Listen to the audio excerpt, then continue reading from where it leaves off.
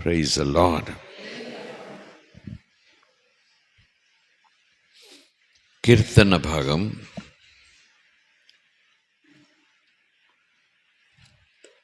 50వ కీర్తన.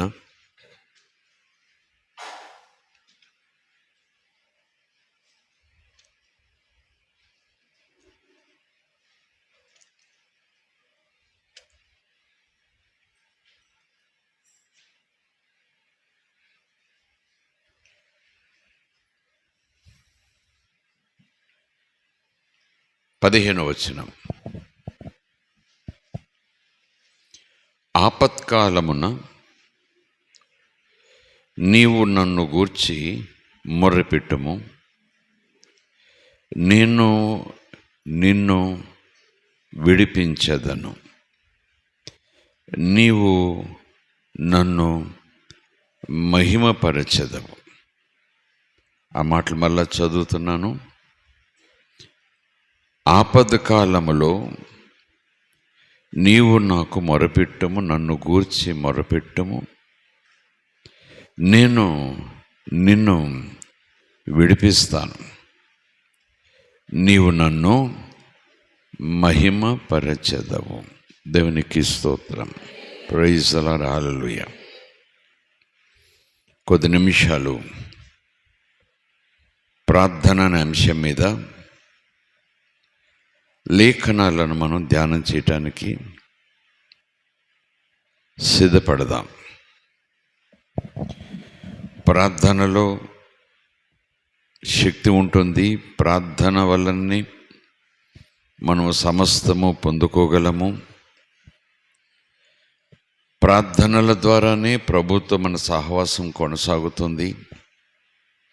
ప్రార్థన ద్వారానే ప్రతి పరిస్థితిని మనం జయించి ముందుకు సాగగలము. ప్రార్థన లేకపోతే ఊపిరి లేని వ్యక్తిగా మనము ఉండిపోతాము. భక్తులు ప్రార్థన గురించి ఒక అలవాటు కలిగి ఇలాగున మొరపెట్టేవారు. 54వ కీర్తనలో చూస్తే 2వ వచనం, దేవా నా ప్రార్థన ఆలకింపుము, నా నోటి మాటలకు చెవియొగ్గుము, చెవిని పెట్టుము. మళ్ళా 55వ కీర్తన, దేవా చెవియొగ్గి నా ప్రార్థన ఆలకింపుము, నా విన్నపమునకు విముఖుడవై ఉండకము, నా మనవి ఆలకించి నాకు ఉత్తరమేమో. ఇలాంటి వచనాలు కీర్తన భాగంలోనే కాకుండా పరిశుద్ధ గ్రంథంలో అనేక స్థలాల్లో మనం చూస్తాం. కనుక మరొకసారి రాత్రి ప్రభువు మనకు జ్ఞాపకం చేసేది, మర్చిపోకూడదని చెప్పేది ప్రార్థనా జీవితం. క్రమశిక్షణ కలిగిన ప్రార్థనా జీవితం, క్రమము తప్పిపోని ప్రార్థనా జీవితం, వాక్య క్రమమును అనుసరించి ప్రార్థనా జీవితం. ప్రార్థనా జీవితం గురించి మొట్టమొదటిగా మనం ఆలోచన చేయాలంటే, ఈ ప్రార్థించుట అనేది దేవునికి చాలా ఇష్టమైన ఎక్సర్సైజ్, దేవునికి చాలా ఇష్టమైన ఒక విధి, ఒక అభ్యాసం. ఎందుకు ఈ మాట మనము అవునన్నట్టుగా అంగీకరించాలంటే, యేసు పెందలకడే లేచి అలవాటు చొప్పున అరణ్యములోనికి ప్రార్థన చేయటానికి వెళ్ళిపోయేవాడు. అనేక సందర్భాల్లో మనం చదువుకున్నాం, ఆయన రాత్రంతా ప్రార్థనలో గడిపేవాడని. సమయం దొరికితే చాలు, ఏదో తండ్రి పిలిచినట్టుగా కొండ మీదకి వెళ్ళి శిష్యులను అవతల ఒడ్డుకు వెళ్ళండి, నేను మరలా వచ్చి కలుసుకుంటాను అని చెబుతూ ప్రార్థనలో గడిపేవాడు. శిష్యులకు కూడా ప్రార్థన నేర్పించాడు. ప్రార్థనలో విసుగు కలిగి ఉండొద్దు అని చెప్పాడు. ప్రార్థన చేయకపోతే శోధనలు తప్పవు అన్నాడు. ప్రార్థన చేయకపోతే ఆపదల సంఖ్య పెరిగిపోతుంది అన్నాడు. ప్రార్థన చేయకపోతే అపవాదికి బలమిచ్చినట్టు అయిపోతుంది అన్నాడు. ప్రార్థన చేయకపోతే అక్రమాలు, అవిధేయత, అపవిత్రత మన జీవితాల్లోనికి చొచ్చుకొచ్చే అవకాశం ఉందని అనేక సందర్భాల్లో వాక్యపు మర్మంగా ప్రభు మనకు చెప్పిన సన్నివేశాలు. కనుక ఈ రాత్రి మాటలు ధ్యానం చేస్తుండగా మన ప్రార్థన జీవిత క్రమాన్ని మరొకసారి పరిశీలన చేసుకోవాలి. దేవుని మనకి స్తోత్రం. ప్రార్థన చేస్తుంటే ప్రార్థనలో ఏకీభవించటం వేరు, ప్రార్థన చేస్తుంటే ఆ ప్రార్థనలో ఉండి ప్రార్థన వింటూ ఉండటం వేరు. కానీ దేవుడు కోరేది ప్రార్థన చేసేవారి మధ్యన కూర్చుని ప్రార్థన వింటే శక్తి అని మాత్రం నువ్వు అనుకోకూడదు. ఆ వ్యక్తి కూడా ప్రార్థన చేయాలి. దేవుని మనకి స్తోత్రం. ప్రార్థన సహవాసం కోరుకోవటం తప్పేమి లేదు.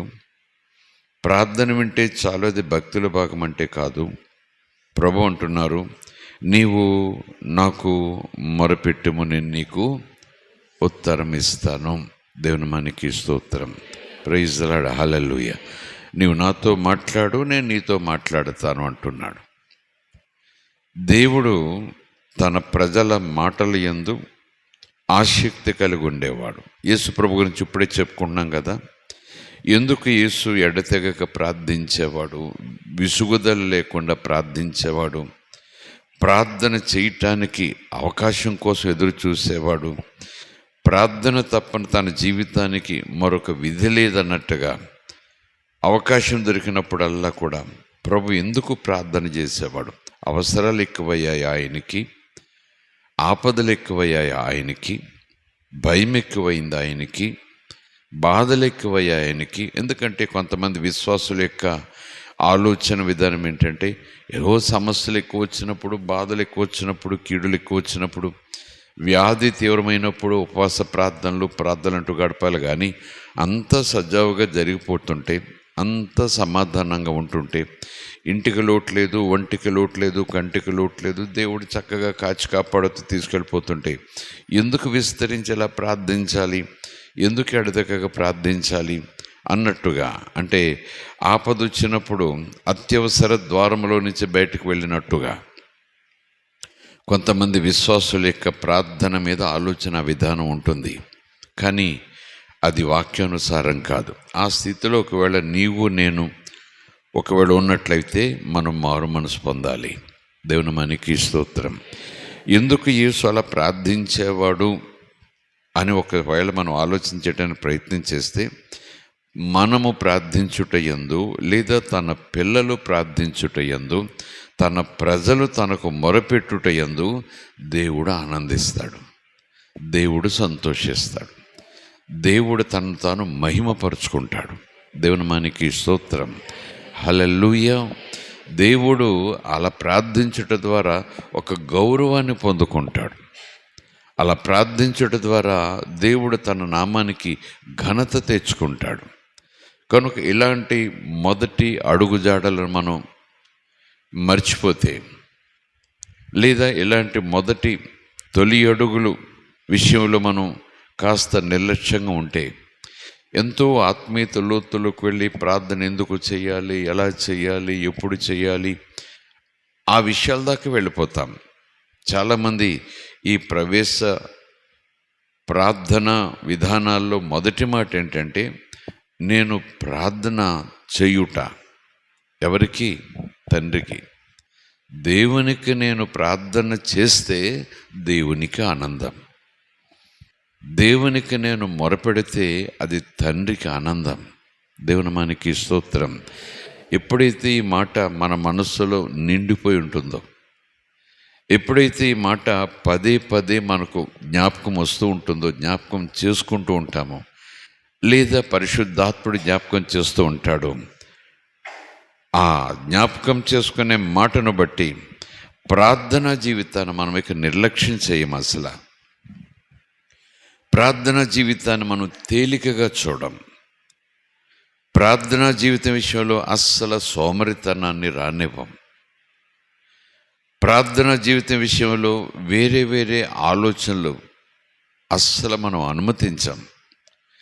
ఎందుకంటే అడుగుడు మీకు ఇవ్వబడును, తట్టుడి మీకు తీయబడును, వెదుకుడు మీకు దొరుకును అన్నట్టుగా వాగ్దానాలు, దీవెనలు, స్వస్థతలు, మేలులు ఇవన్నీ ఉంచండి. అలాగా అసలు నేను ఎందుకు ప్రార్థించాలి, ఎందుకు దేవుడు ప్రార్థించమంటున్నాడు? మొరపెట్టు, నాతో మాట్లాడు, అంతే కదా ఆయన అనేది. మొరపెట్టు, నాతో మాట్లాడు అని మహాదేవుడు అంటున్నాడండి. ఆజ్ఞగా అంటే ఏమో మొరపెట్టాల్సిందే. ఈరోజు ఈ యేసు ప్రభు ప్రార్థించిన తీరును బట్టి మనం అధ్యయనం చేస్తే దేవునిని సంతోషపెట్టుట యేసయ్యకి ఇష్టం, తండ్రి ఇష్టమును నెరవేర్చుట యేసయ్యకి ఇష్టం. దేవుని మనకి స్తోత్రం.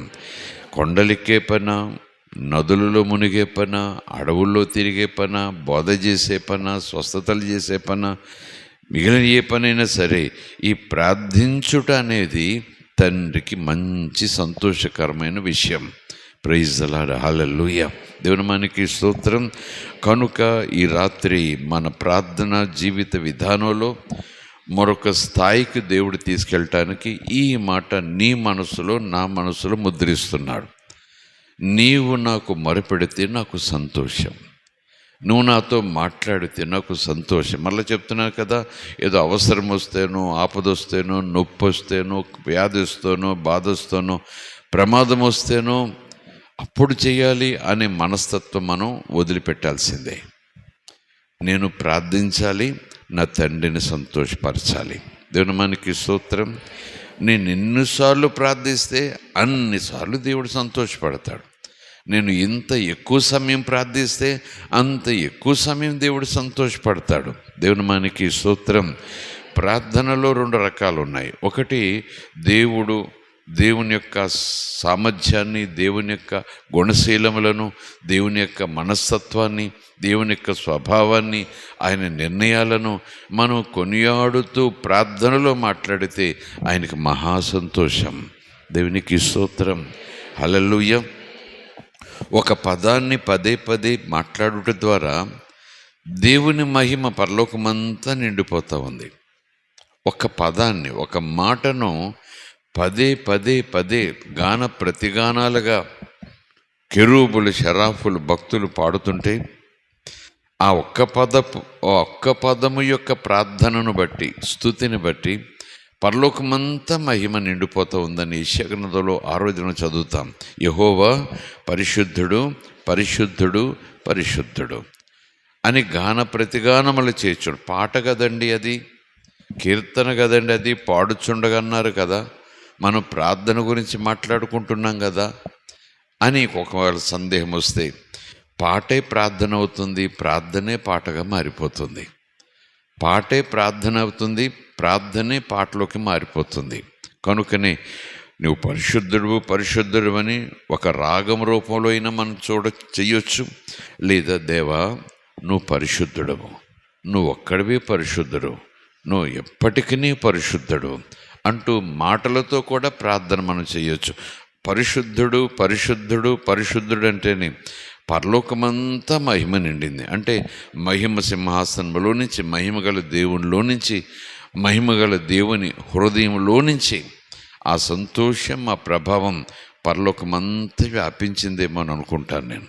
కనుక సంఘమా నీవు ప్రార్థించుట దేవునికి మహిమ, నువ్వు ప్రార్థించుట దేవునికి ఎంతో సంతోషం, నువ్వు ప్రార్థించుట దేవునిని ఘనపరచుటయే, నువ్వు ప్రార్థించుట దేవునిని ఆనందపరచుటయే. దేవుని మనకి స్తోత్రం కలుగునుగాక. సో ఏమిచ్చి దేవుని నేను సంతోషపరచాలి? ఏ కానుకిచ్చి, ఏ నోము నోచి, ఏ వ్రతము సల్పి దేవునిని మహింపరచాలి? ఏ బలి అర్పించి ఆయన చిత్తము చేయుటయే దేవునికి ఇష్టమని అనుకున్నాం కదా. కనుక అన్ని బలుల కన్నా ఆయన చెప్పిన మాట చొప్పున చేయుట మరింత శ్రేష్టమైన, ఇష్టమైన బలని సమూయేలు గ్రంథంలో మనం చదివిన ఈ రాత్రి ప్రార్థన గురించి మనం అధ్యయనం చేస్తున్న ఈ ప్రారంభంలో ఆయనతో మాట్లాడుట తండ్రికి సంతోషం, ఆయనతో మాట్లాడుట తండ్రికి ఆనందం. బహుశా ప్రభు యేసు అందుకే ఎడతెగక ప్రార్థించేవాడేమో. దేవుని మనకి స్తోత్రం. ఎప్పుడు తండ్రితో మాట్లాడేవాడేమో. ప్రార్థనల ద్వారానే ఎక్కువగా తండ్రి సమాచారం ప్రభువుకు అందేది, కుమారుడికి అందేది. ప్రార్థన ద్వారానే తండ్రి క్రియలు కుమారుడు చూడగలిగేవాడు. దేవునికి స్తోత్రం. తండ్రి దగ్గర నుంచి ఆదేశాలు కూడా ప్రార్థన ద్వారానే ప్రభు దగ్గరికి వచ్చేవి. తండ్రి ఏమి చేయుచున్నాడో అదే కుమారుడు చేస్తాడు.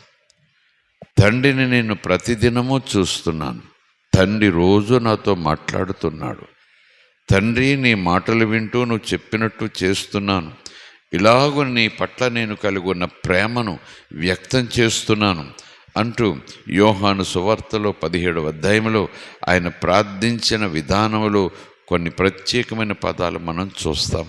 దేవునిని సంతోషపరచుట దేవుని పిల్లలమైన మన బాధ్యత. దేవుని మనకి స్తోత్రం. హల్లెలూయా. ప్రార్థన గురించి మాట్లాడుకుంటున్నా ఈ సమయంలో నాకు మరొక చిన్న మాట జ్ఞాపకం వస్తూ ఉంది. ఎలాగైతే ప్రార్థించుట దేవునికి సంతోషమో, దేవుడు మన ముందుంచిన ఈ జీవవాక్యం, ఈ లేఖనాలను, ఈ గ్రంథాన్ని చదవటం కూడా దేవునికి సంతోషం. Praise the Lord. హల్లెలూయా. దేవుని మనకి స్తోత్రం. హల్లెలూయా. వాగ్దానాలు ఎక్కడున్నాయి, దీవెనలు ఎక్కడున్నాయి, దేవుని ఆదేశాలు ఎక్కడున్నాయి? లేదా భక్తిలో ఒక భాగంగా రోజుకు 2 అధ్యాయాలు 3 అధ్యాయాలు ఉపవాసం ఉండి ప్రార్థన చేస్తే మరింత దీవెన, ఉపవాసం ఉండి మోకరిల్లి బైబిల్ చదివితే మరింత దీవెన.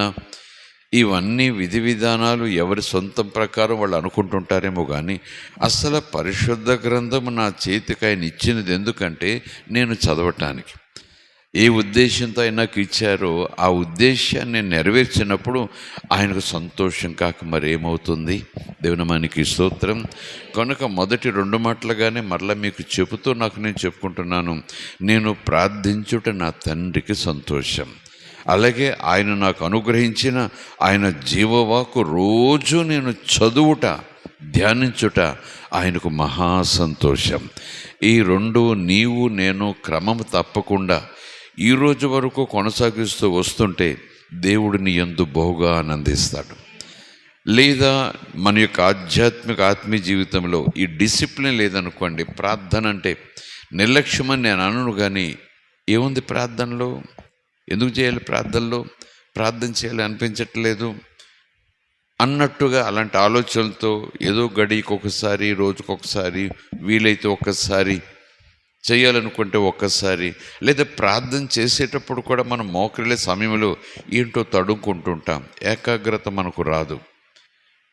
చాలా సందర్భాల్లో మనసు నిలుపుకోవటానికి ప్రయత్నం చేస్తుంటాం. చాలా సందర్భాల్లో 5 నిమిషాలు ప్రార్థన చేసేటప్పటికే ఇక ప్రార్థన ముందుకు వెళ్ళినటువంటి ఇబ్బంది మనం ఎదుర్కొంటుంటాం. ఎంతోసేపు ప్రార్థన చేసినట్టుగా మనకు అనిపించేస్తుంది, తీరా చూస్తే తక్కువ సమయమే మనం ప్రార్థన చేశాం.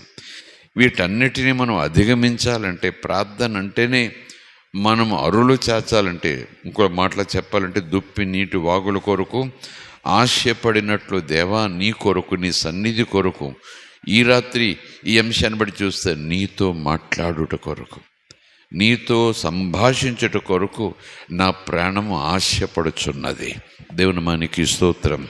ఇలాగన మీరు నేను ఈ ఉద్దేశంతో ప్రార్థన చేయుట ప్రారంభిస్తే, ప్రార్థన చేసేటప్పుడు ఈ తలంపు మనసు నిండా నిలుపుకుని ప్రార్థన చేస్తే, నేను నమ్ముతున్నాను 5 నిమిషాల ప్రార్థనల్లా 50 నిమిషాల ప్రార్థన అవుతుంది.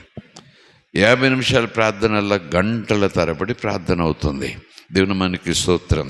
ఇంకా చెప్పాలంటే దేవునిని సంతోషపెడుతున్నాను అనేటటువంటి ఆ బ్యాక్గ్రౌండ్తో మనం ఏ అంశంతో మాట్లాడినా నేను అనుకుంటాను అస్సలు ప్రార్థన మీద మనకు విసుగుండదు. దేవునికి స్తోత్రం. చాలాసార్లు విసుకొచ్చింది కదా మనకి, ఒప్పుకోవాలి. పైకి విసుకోకపోయినా ప్రక్కవారు ఎందుకు ప్రార్థన చేయట్లేదంటే ఇంకేం ప్రార్థన చేయాలి అని చెప్పటానికి మన అవకాశం లేకపోయినా, మనం పరిశీలన చేసుకున్నప్పుడు, మన ప్రార్థన జీవితాన్ని రాత్రి పరీక్షించుకున్నప్పుడు మరొక్కసారి చాలా సందర్భాల్లో లోపల మనసులో అంతరాత్మలో ఒక రకమైన విసుగు, చిరాకు నేను అనను కానీ విసుగుకు మించిన స్థితి.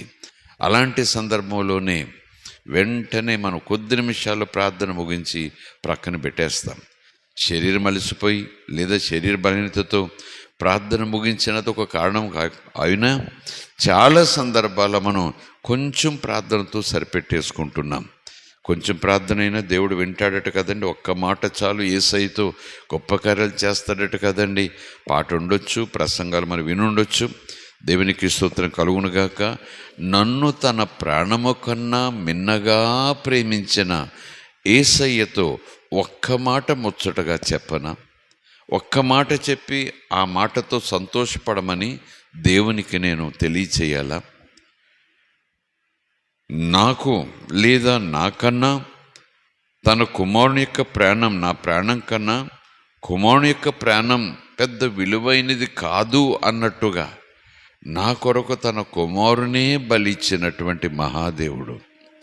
నేను మంచివాడిననా, యోగ్యుడుననా, పుణ్యాత్ముడుననా, ఆయన పట్ల భయభక్తులు కలిగిన వాడినన్నా కాదు. భయంకరమైన పాపపు ఊబిలో పడి ఉన్న నన్ను ప్రేమించి ఆ పతనపు స్థితి నుంచి నన్ను లేవనెత్తుట కొరకు తన కుమారుని ఆ పాతాళపు స్థితిలోనికి నెట్టివేసిన ఆ తండ్రితో మాట్లాడుట మహాభాగ్యం కదా. దేవునికి స్తోత్రం.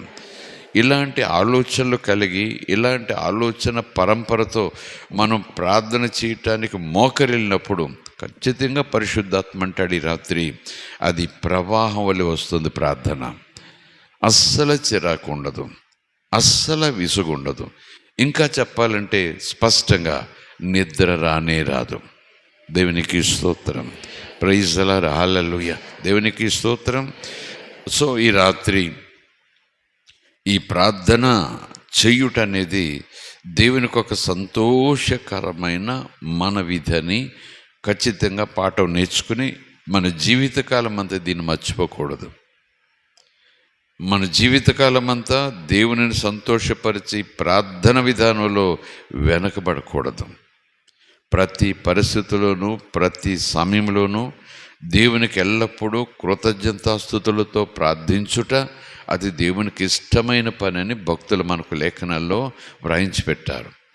ప్రతి పరిస్థితిలోనూ, ప్రతి కాలంలోనూ, అంటే వర్షాకాలం, శీతాకాలం, వేసవకాలం, ఈ కాలాలు అంటారా, లేదా పగలు రాత్రి, ఉదయము సాయంకాలము, ఈ కాలాలు అంటారా? కాదు. ప్రతి కాలము, ప్రతి పరిస్థితి. అంటే నేను దుఃఖంలో ఉన్నా, సుఖంలో ఉన్నా, ఇరుకులో ఉన్నా, విశాలతలో ఉన్నా, సమృద్ధిలో ఉన్నా, లేమిలో ఉన్నా, కలిమిలో ఉన్నా, ఒంటరిగా ఉన్నా, అందరి మధ్యనున్నా, ఎల్లప్పుడూ దేవుని నేను సంతోషపరుస్తాను. ఎల్లప్పుడూ నేను యెహోవాను స్తుతిస్తాను. దేవుని మనకి స్తోత్రం. Praise the Lord. హల్లెలూయా. చాలా సందర్భాలు ఇప్పటికే మీలో చాలామంది ప్రభువు అంటున్నాడు, ఇంకా ప్రార్థన చేయాలి, ఎందుకు ప్రార్థన చేయలేకపోతున్నాను, ఇంకా ప్రార్థన చేయాలి నాకు అనిపిస్తూ ఉంది, ప్రార్థనలో నేను తగ్గిపోతున్నాను, ప్రార్థనలో నేను వెనకబడిపోతున్నాను, ప్రార్థన చేయటం నాకు ఎందుకు ఆసక్తి రావట్లేదు, ప్రార్థన చేయటం ఎందుకు నేను మధ్యలో ఆగిపోతూ సరిపెట్టేసుకుంటున్నాను, ఇంకెప్పుడు నేను ప్రార్థనలు ఎదుగుతాను, ఇంకెలా నేను ప్రార్థనలు ఎదుగుతాను అని ఆయా సన్నివేశాల్లో మీలో అనుకుంటున్న వారు చాలామంది ఉన్నారు. ఈ రాత్రి దేవుడు ఒక అద్భుతమైన ఒక సూత్రం మీ ముందు పెట్టారు. నీవు ప్రార్థించుట నాకు సంతోషం, అంటే దేవునికి సంతోషమని ఎప్పుడైతే నీ మనసు నిండా ఆ సత్యాన్ని నింపుకుంటావో ఇక ప్రార్థనను ఆపుకోలేవు. ప్రార్థన నీకు నిరాటంకంగా బయటికి కట్టలు తెంచుకుని బయటకు వస్తుందంతే. దేవునికి స్తోత్రం. Praise the Lord. హల్లెలూయా. దేవుని మనకి స్తోత్రం. ఇది దేవుని చిత్తం. అదే కదా మనం చదువుకున్నాం. 15వ అధ్యాయం సామెతల గ్రంథం కూడా చూడండి ఒకసారి. కీర్తన భాగం తర్వాత సామెతల గ్రంథం 15వ అధ్యాయం. భక్తిహీనులర్పించు బలులు యెహోవాకు, 8వ వచనం, భక్తిహీనులర్పించు బలులు యెహోవాకు హేయములు, అసహ్యం. యథార్థవంతుల ప్రార్థన ఆయనకు ఆనందకరం. యథార్థవంతులు అనే మాటను అలా ఉంచండి, దాన్ని తీసేయొద్దు. ముందు చెప్పిన మాటే, ప్రార్థన ఆయనకు ఆనందం. ఆ ప్రార్థన యథార్థమైన హృదయంతో చేయటం ఆయనకు ఆనందం. ఆ ప్రార్థన పవిత్రమైన హృదయంతో చేయటం ఆయనకు ఆనందం. ఆ ప్రార్థన ఆయన మనకు ఏమై ఉన్నాడో ఎరిగి చేయటం ఆయనకి మహానందం. దేవుని మనకి స్తోత్రం. Praise the Lord. హల్లెలూయా. కనుక ఈ రాత్రి ఈ మాట ద్వారా మన ప్రార్థనా జీవితాలను ఊహకు మించిన రీతిలో బలపరుచుకుందాం. ఆలోచనకు మించిన రీతిలో మనం బలపరుచుకుందాం. దేవునికి స్తోత్రం కలుగునుగాక. సో నా ప్రయారిటీ, ప్రాధాన్యత ఈరోజు నుంచి ఏంటంటే పగలైనా రాత్రైనా మెలకువగా ఉన్న సమయంలో ప్రయారిటీ ప్రార్థన. దేవునిని సంతోషపరుస్తా, దేవునితో మాట్లాడతా. దేవుని మనకి స్తోత్రం. Praise the Lord. హల్లెలూయా. దేవుడు మన ప్రార్థనల యందు ఆనందిస్తాడు. మనం ప్రార్థిస్తే ఆయన చెవియొగ్గుతాడు, ప్రార్థిస్తే ఆయన చాలా సంతోషిస్తాడు అనే దానికి చాలా వచనాలు ఉన్నాయి. అవి ప్రార్థన గురించి ప్రభు చెప్పిన మాటలు, ప్రార్థన గురించి భక్తులు చెప్పిన మాటలు, భక్తుల జీవితాల్లో వాళ్ళు ప్రార్థన ద్వారా పొందుకున్న ఆశీర్వాదాలు, దీవెనలు, ప్రార్థన ద్వారా వారు శత్రువు మీద జయములు పొందిన విధానాలు అంటూ ఆ ప్రార్థనా సన్నివేశాలను, వచనాలను మనం ధ్యానం చేసుకుంటాం. అందులో ఇర్మియా గ్రంథం 33:3 ఇప్పుడే చదివాను కదా. నీవు నాకు మొరపెట్టుము, నేను నీకు సమాధానం ఇస్తాను, ఉత్తరం ఇస్తాను, నిగూఢమైన సంగతులు నీకు బయలుపరుస్తాను. దేవుని దగ్గర రహస్యాలు తెలుసుకోవాలంటే నేను ప్రార్థించాలట, నేను ప్రార్థిస్తే తప్పక సమాధానం ఇస్తాడట అంటూ ప్రార్థన గురించి ఆ పాఠాలు నేర్చుకునే విధానంలోనే పాఠాలుగానే స్వీకరిస్తాం. అసలు నువ్వు నాకు ప్రార్థించు, నువ్వు నాకు మొరపెట్టు అనే మాటలు వెనుకున్న తాత్పర్యం ఈ రాత్రి ప్రభు జ్ఞాపకం చేస్తున్నాడు. నాకు ఆనందం, ఎలాగునూ నువ్వు నాకు ఆనందము కలగజేసినప్పుడు తప్పక నేను నీకు అనేక విషయాలు బయలుపరుస్తాను. దేవునికి స్తోత్రం. అడిగితే ఇస్తాడు, వెతికితే దొరికేలా చేస్తాడు, తడితే తీస్తాడు అన్నట్టుగా ప్రార్థనలో కొన్ని టెక్నిక్లు, ప్రార్థనలో కొన్ని తాళపు చెవులు, ప్రార్థనలో కొన్ని విధి విధానాలు అంటూ మనం చెప్పేసుకుంటాం. దానికన్నా మొదటి మెట్టుగా చూడాలంటే మనం అడుగుట యందు ఆయన ఆనందిస్తాడు, మనం తట్టుట యందు ఆయన ఆనందిస్తాడు, మనం వెదుకుట యందు ఆయన ఆనందిస్తాడు. దేవుని మనకి స్తోత్రం. ఒక మాట ఉంది కదా, ఆయన దొరుకు సమయంలోనే ఆయనను మీరు వెతకండి. నీవు నన్ను వెతికని ఎడల నేను నీకు దొరుకుతాను, నేను నీకు కనిపిస్తాను. ఈ మాటల వెనక అంటే తపస్సు చేయాలి, ధ్యానం చేయాలి, దేవుడా నువ్వు నాకు కనపడని ఆసక్తి కలిగి ఉండాలి, దేవుడి దర్శనం నాకు కావాలంటే ఆయన నేను వెతకాలట అని ఆ అంశాన్ని ఆ రీతిలో భక్తి విషయంలో మనం మొదలు పెడతాం. కానీ ఆయనను వెతుకుట మన యందు ఆయనకు సంతోషం, తట్టుట ఆయనకు సంతోషం. నేను తడితే తీయుట యందు ఆయన సంతోషిస్తాడు, నేను అడిగితే సమాధానం ఇచ్చుట యందు ఆయన సంతోషిస్తాడు. దేవుని మనకి స్తోత్రం. ఆయన సన్నిధిని నేను వెతికితే ఆ సన్నిధి నాకు అనుగ్రహించుట యందు ఆయన ఎంత సంతోషపడతాడో. దేవుని మనకి స్తోత్రం. ఈ మాటలు మీకు చెబుతుండగానే ప్రార్థన విషయంలో దేవుడు ఒక నూతన మలుపును నాకు ఇస్తున్నాడు. నూతన ఆధ్యాత్మిక అవగాహనను నాకు దయచేస్తున్నాడు. దేవునికి స్తోత్రం. నేను నమ్ముతున్నాను ఈ రాత్రి ఈ మాటలు మెలకుగా ఆత్మలోకి ఎవరైతే పరిశుద్ధాత్మని సహాయంతో లోపలికి అమర్చుకుంటున్నారో, లోపల భద్రం చేసుకోవటానికి మరీ మాదిరిగా ఈ మాటలన్నీ దాచేసుకుంటున్నారో, ఈ మాటలు తప్పక మీ ప్రార్థన జీవితములను ఎప్పుడు సజీవంగాను, బలముగాను, సత్ఫలితములు ఇచ్చేవిగాను, ప్రభు సన్నిధి మీకు సమీపంగా ఉండేలాగున చేసేదిగాను ఈ మాటలు మీకు సహాయం చేయునుగాక. దేవునికి స్తోత్రం కలుగునుగాక. హల్లెలూయా. అయితే ఒక ప్రమాదం ఉంది. ప్రమాదం అనాలో మరొక మాట వాడాలో తెలియదు, కానీ ఒక భక్తుడే చెప్పాడు నూతన నిబంధనలో, మీరు ఇలా మాటలు వింటున్నారు, బాగుంది, సంతోషంగా వింటున్నారు, బాగుంది, ఆహా నేను అలాగ ఉంటాను అంటున్నట్టుగా వింటున్నారు, బాగానే ఉంది. కానీ వినుట మట్టుకు మీరు వినువారుగా ఉండి ఆ అవగాహనతో, ఆ ఆలోచనతో, ఆ తాత్పర్యంతో మీరు దాన్ని అనుసరించకపోతే ప్రయోజనమేమీ ఉండదు. దేవునికి స్తోత్రం. Praise the Lord, hallelujah. దేవుని మనకి స్తోత్రం. మరొక చోట ప్రభు పరిశుద్ధాత్మనిచ్చుట గురించి లూకా సువార్త 11వ అధ్యాయంలో అనుకుంటాను కదా, యేసు ప్రభు చెప్పారు, అన్యాయస్తులైన మీరు మీ పిల్లలకు మంచి ఈవులను ఎరిగి ఉండగా. ఎక్కడ చెప్తారు ఆయన?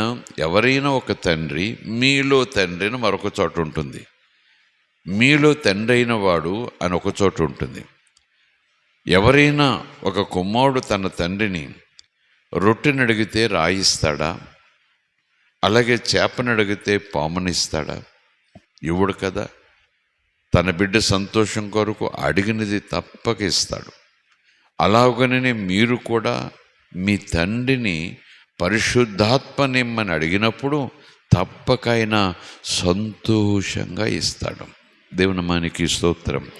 పరిశుద్ధాత్మనిస్తూ సంతోషపడటం కాదు, పరిశుద్ధాత్మను అడిగారు కదా అనే సంతోషం అప్పటికప్పుడు పుట్టడం కాదు. అసలు మనం అడగటమే ఆయనకు సంతోషం. ఆయన అడగటమే సంతోషం కనుక ఆయన ఇవ్వటంలో ఎప్పుడు ముందుంటాడు. హామీ ఇచ్చి మరి ఆయన మనకు అడగండి అంటాడు. వాక్యంలో ఉంది కదా, అడుగుడి మీకు ఇవ్వబడును. ఇంకా చెప్పాలంటే అడుగు ప్రతివాడు కూడా పొందుకుంటాడనే మాట పేతురు చెప్పలా. అడుగు ప్రతివాడు పొందుకుంటాడనే మాట మత్తయి చెప్పలా. వాళ్ళందరూ శిష్యులు, ప్రభుతో ఉన్నవాళ్ళు. ఆ మాట అన్నవాడు నేనే మార్గం, నేనే జీవం, నేనే సత్యం అని ప్రకటించిన యేసయ్య. అడుగు ప్రతివాడు కూడా పొందుకుంటాడు. ఏం పొందుకుంటాడు? అడిగిన దానికి జవాబు పొందుకుంటాడు, అడిగిన దానికి ప్రతిఫలం పొందుకుంటాడు. ఇంకా చెప్పాలంటే అడిగినది పొందుకుంటాడు.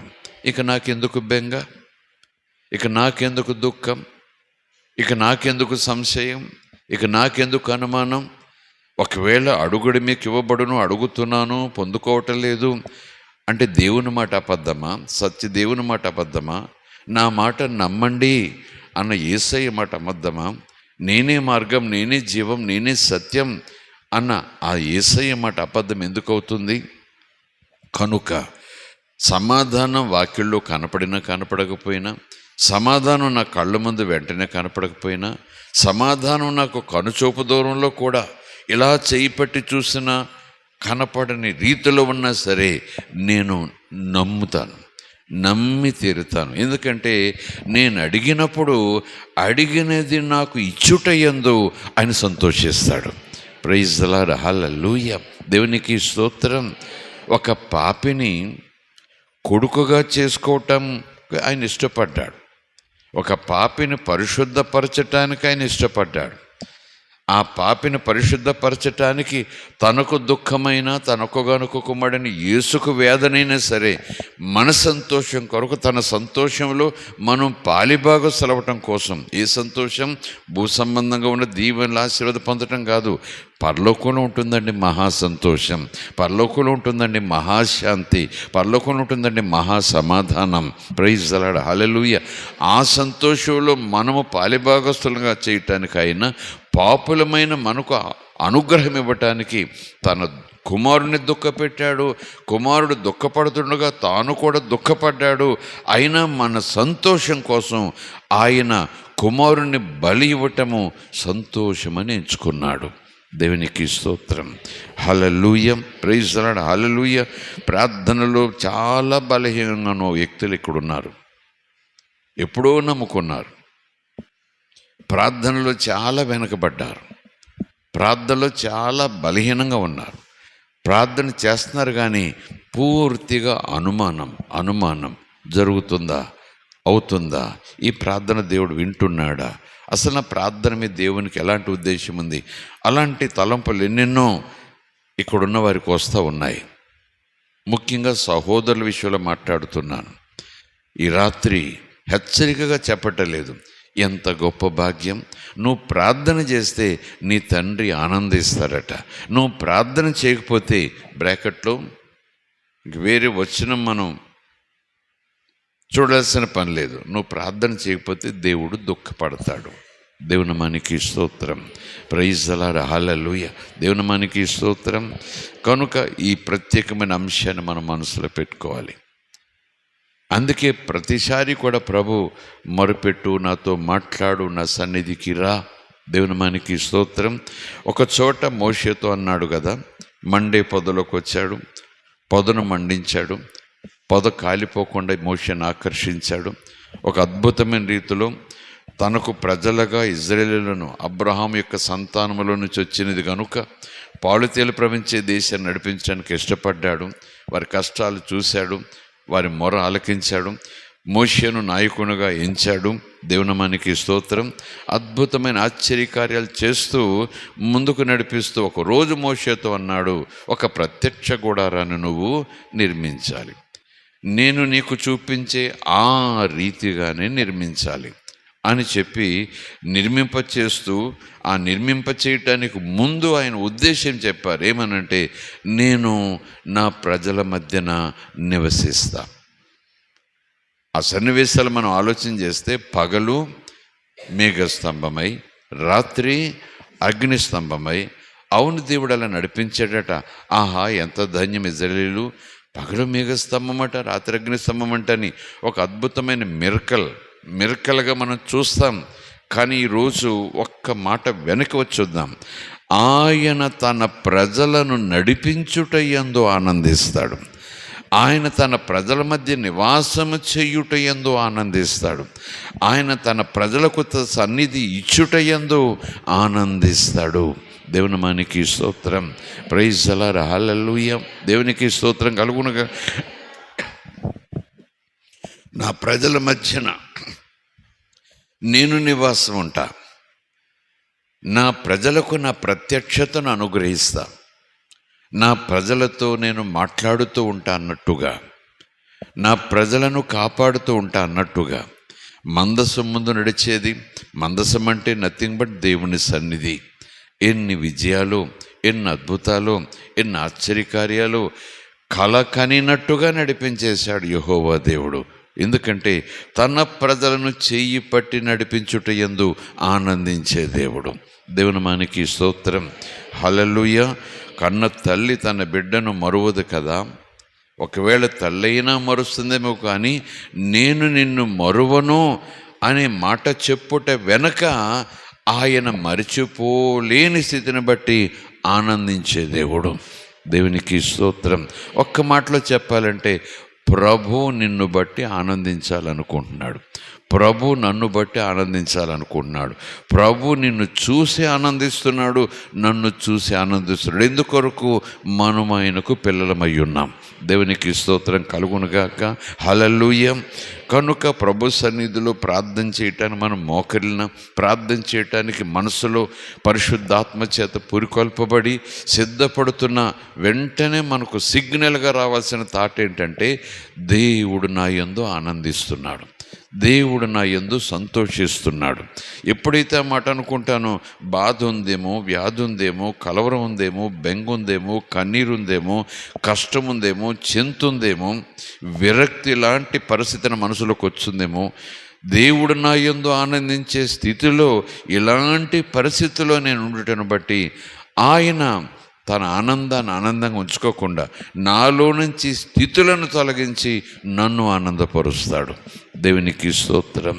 Praise the Lord, hallelujah. దేవుడు నాకు అద్భుతం చేయటానికి గల కారణం ఏంటి? దేవుడు నన్ను స్వస్థపరచడానికి గల కారణం ఏంటి? స్వస్థపరుస్తాను అన్నాడు గనుక, నిన్ను స్వస్థపరచడానికి నేను దెబ్బలు తిన్నాను అని రాయించాడు గనుక, నిన్ను స్వస్థపరిచే యెహోవా నేను వాగ్దానం ఎప్పుడూ చేశాడు గనుక నన్ను స్వస్థపరుస్తున్నాడు. స్వస్థపరిచే శక్తి ఆయనకు ఉంది కనుక స్వస్థపరుస్తున్నాడు. వాగ్దానం చేశాడు కనుక అక్కడితో ప్రారంభించకండి. నేను ఆరోగ్యంగా ఉండుట యందు ఆయన ఆనందిస్తాడు. నేను వ్యాధి లేకుండా ఉండుట యందు ఆయన ఆనందిస్తాడు.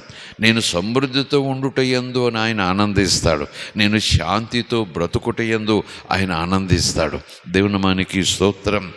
నీ ఆనందం, నా ఆనందం కోసం ప్రభు ఏమైనా చేస్తాడు. కనుకనే ఆయన ఆనందాన్ని ఏ స్థాయిలో ఇచ్చేస్తాడంటే, ఆ సంతోషాన్ని ఏ స్థాయిలో మన ముందు ఉంచుతాడంటే, ఆయన ఆనందమే నా ఆనందం అనుకునే స్థాయికి మనల్ని తీసుకెళ్ళిపోతాడు.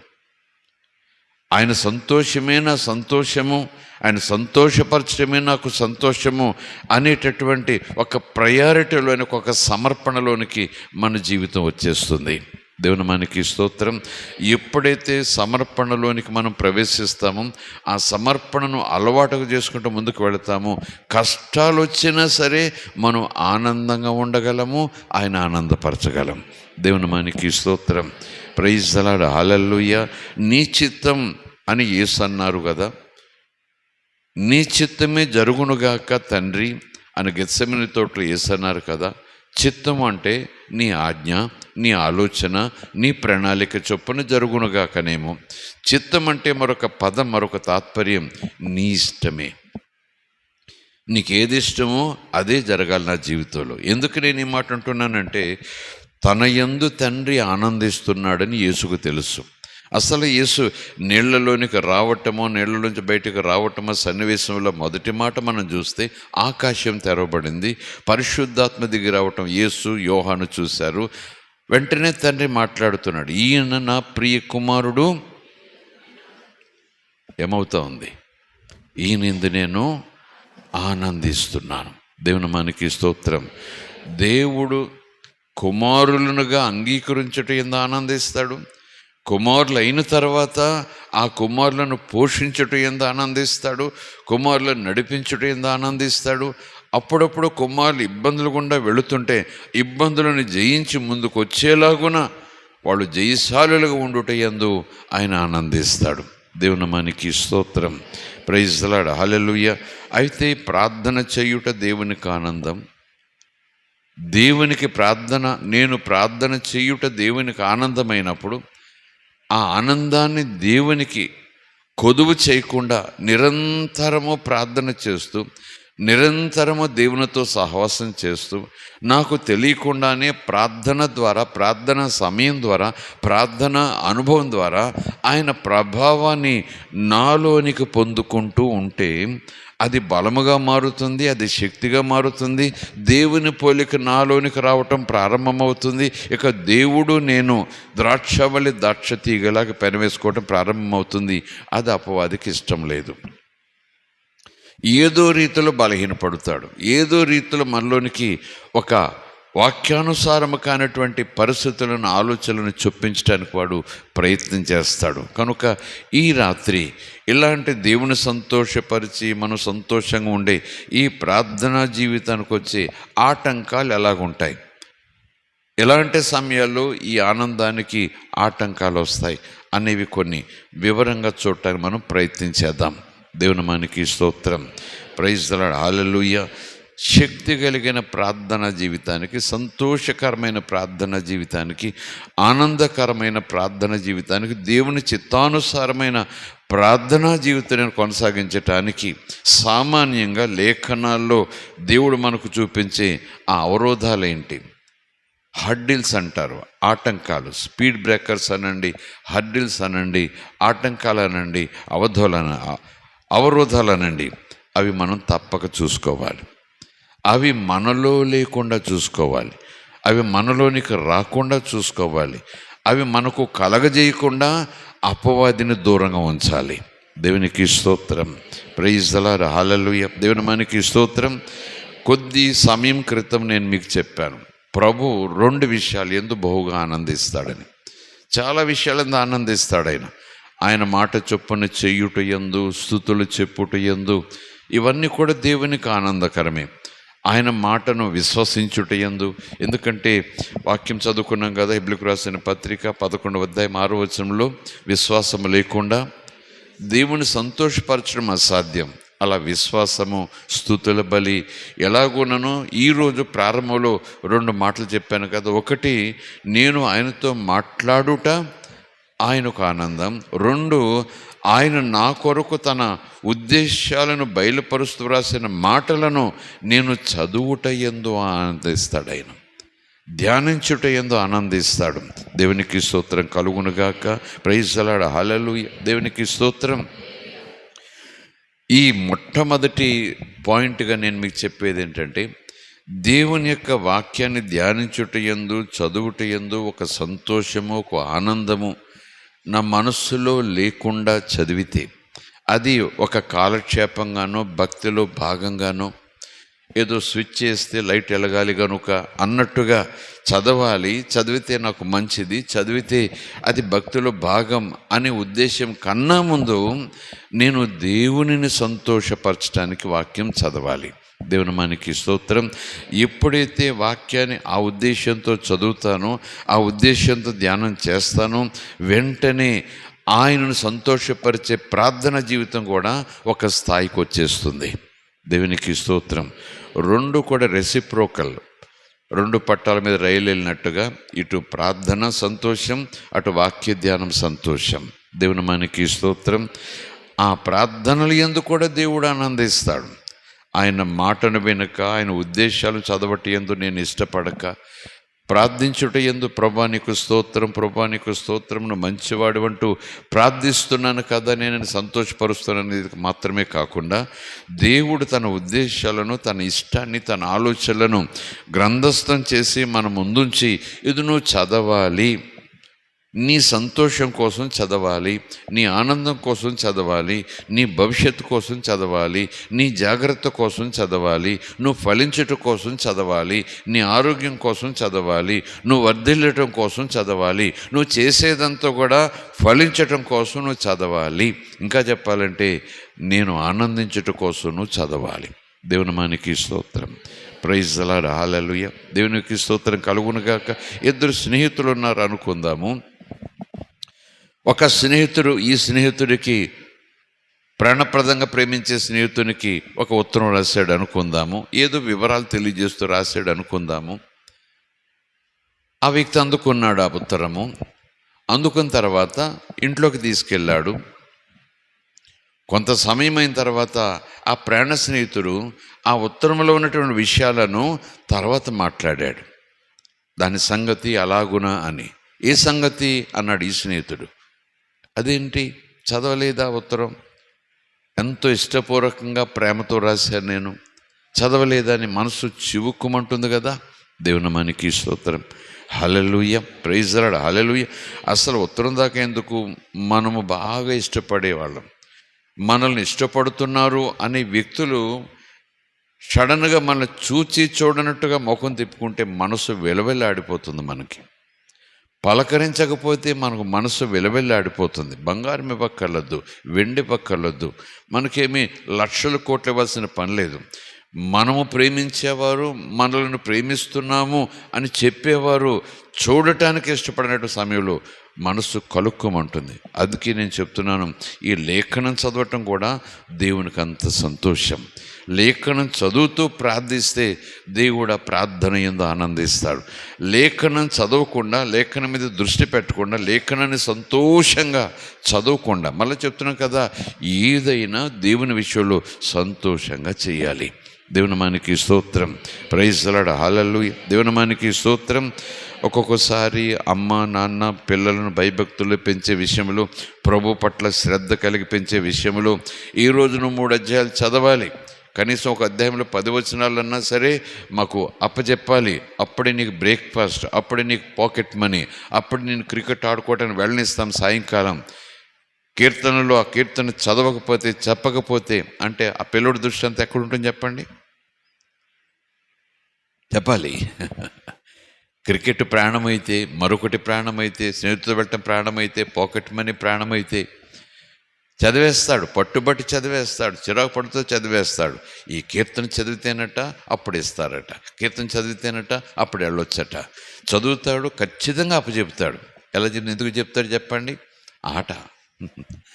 ఆట దగ్గరికి వెళ్ళటానికి అమ్మకి చెప్పాలి కాబట్టి. అది తర్వాత ఏ రీతిగా బిడ్డను బలపరిచినా, ఈ రాత్రి ఎందుకు ఉదాహరణ నేను చెప్తున్నానంటే, అలాగని నీకేదో కావాలన్నట్టుగా, ఏదో జరగాలన్నట్టుగా, చిరాకుగా అది చేస్తేనే ఇది జరుగుతుంది, ఇలా చేస్తేనే అలా వస్తుంది, ఇలా చేస్తేనే అలాగా అనే ధ్యాసతో మనం మాత్రం వాక్యం చదవకూడదు.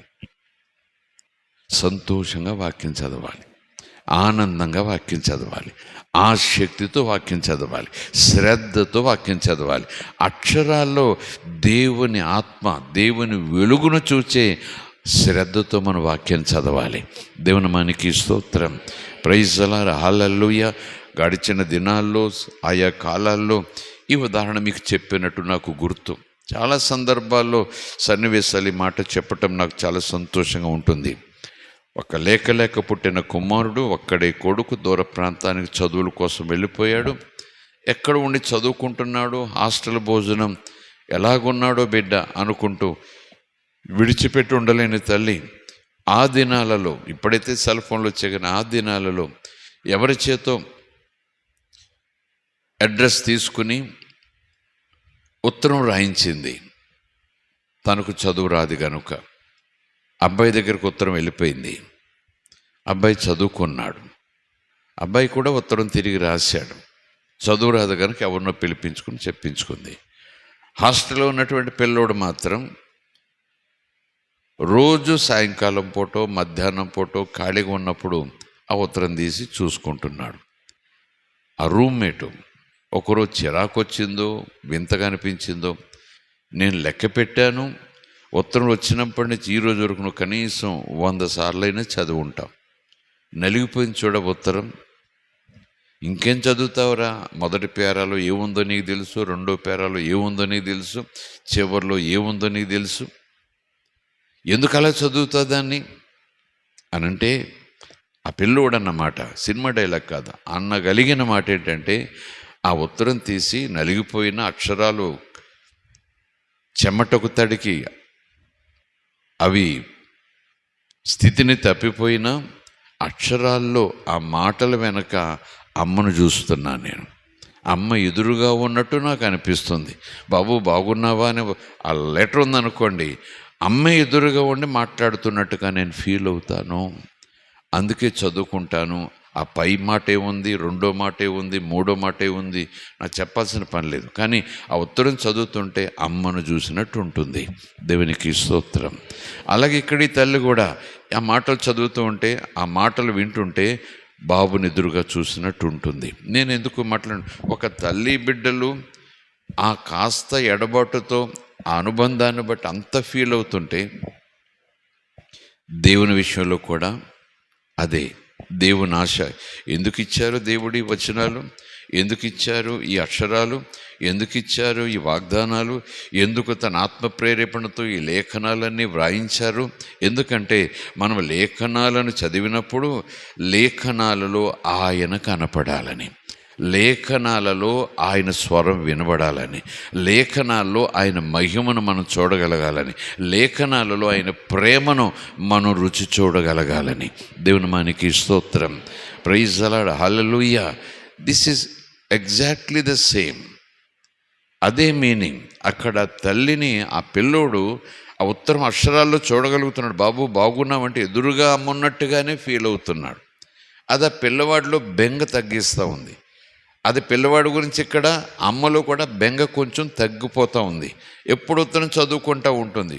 ఆ ఉత్తరం రాసిన వ్యక్తి నవ్వుతాడేమో, ఇప్పటికే ఎన్నోసార్లు నా చేత చదివించుకున్నావు, రోజుకు 3 సార్లు చదివించుకుంటావు, పైసలు నా చేతులు పెట్టి చదవరా, రూపాయి ఇస్తానని చదివించుకుంటావు, నీకు విసుగు రావట్లేదా, చదవటానికి విసుగు వస్తూ ఉందంటే, లేదురా నువ్వు చదువుతుంటే మా బాబు ఎదురుగా వచ్చి మాట్లాడుతున్నట్టుగా ఉంటుందిరా, బెంగ నాకు కొంచెం తగ్గుతుంటుంది.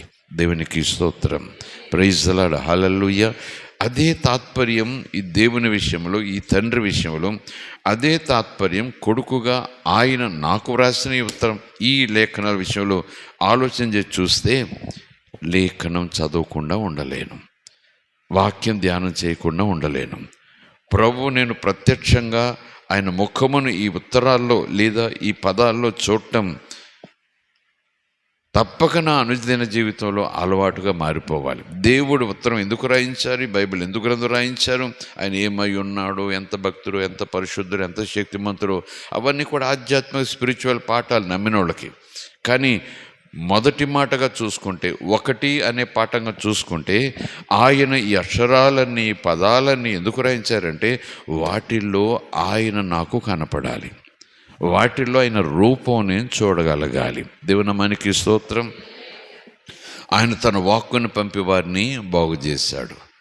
ఆదియందు వాక్యం ఉండెను, ఆ వాక్యమే శరీరధారి మన మధ్యకు వచ్చాను. యేసుప్రభు కూడా అంటారు, నా మాటల్లో నా ఆత్మ ఉంది, నా మాటల్లో నా జీవం ఉంది, నా మాటల్లో నా రూపం ఉంది. వాక్యమే దేవుడు, దేవుడే వాక్యం. ప్రైజ్ ది లార్డ్, హల్లెలూయా. చిరాకు పడదామా బైబిల్ చదవటానికి? బైబిల్ తీయటానికి చిరాకు పడదామా? బైబిల్ అనొద్దు, దేవుని మాట. Praise the Lord, hallelujah. Bible పక్క పెట్టేద్దామా? ఈ మాటలన్నీ రాత్రి దేవుడు ఎలా చెప్పిస్తూ ఉంటే అసలు బైబిల్ అల్మార్లో పైకి వెళ్దా అసలు. బైబిల్ పక్క పెట్టడానికి మనం ఇబ్బంది ఫీల్ అయిపోతాం. దేవుని నామానికి స్తోత్రం, hallelujah. Take it in your spirit. ఈ మాటలను మీరు నేను ఈ రాత్రి మన ఆత్మలో స్వీకరిద్దాం. మన అంతరాత్మలో స్వీకరిస్తే అసలు ప్రార్థన అంటే విసుగే ఉండదు. వాక్యం చదవటం అంటే మనం ఉరకలు వేస్తాం. దేవుని నామానికి స్తోత్రం. ఎందుకంటే ఇది దేవునికి సంతోషం. Praise the Lord, hallelujah. దేవుని నామానికి స్తోత్రం. సో లేఖనం చదువుట గురించి, లేఖనం చదువుట యందు దేవుడు ఆనందించుట గురించి, అలాగ ఆనందించుట ద్వారా ఆయన నాకు సమాధానం ఇస్తాడు, నా ప్రార్థనకు సమాధానం ఇస్తాడు.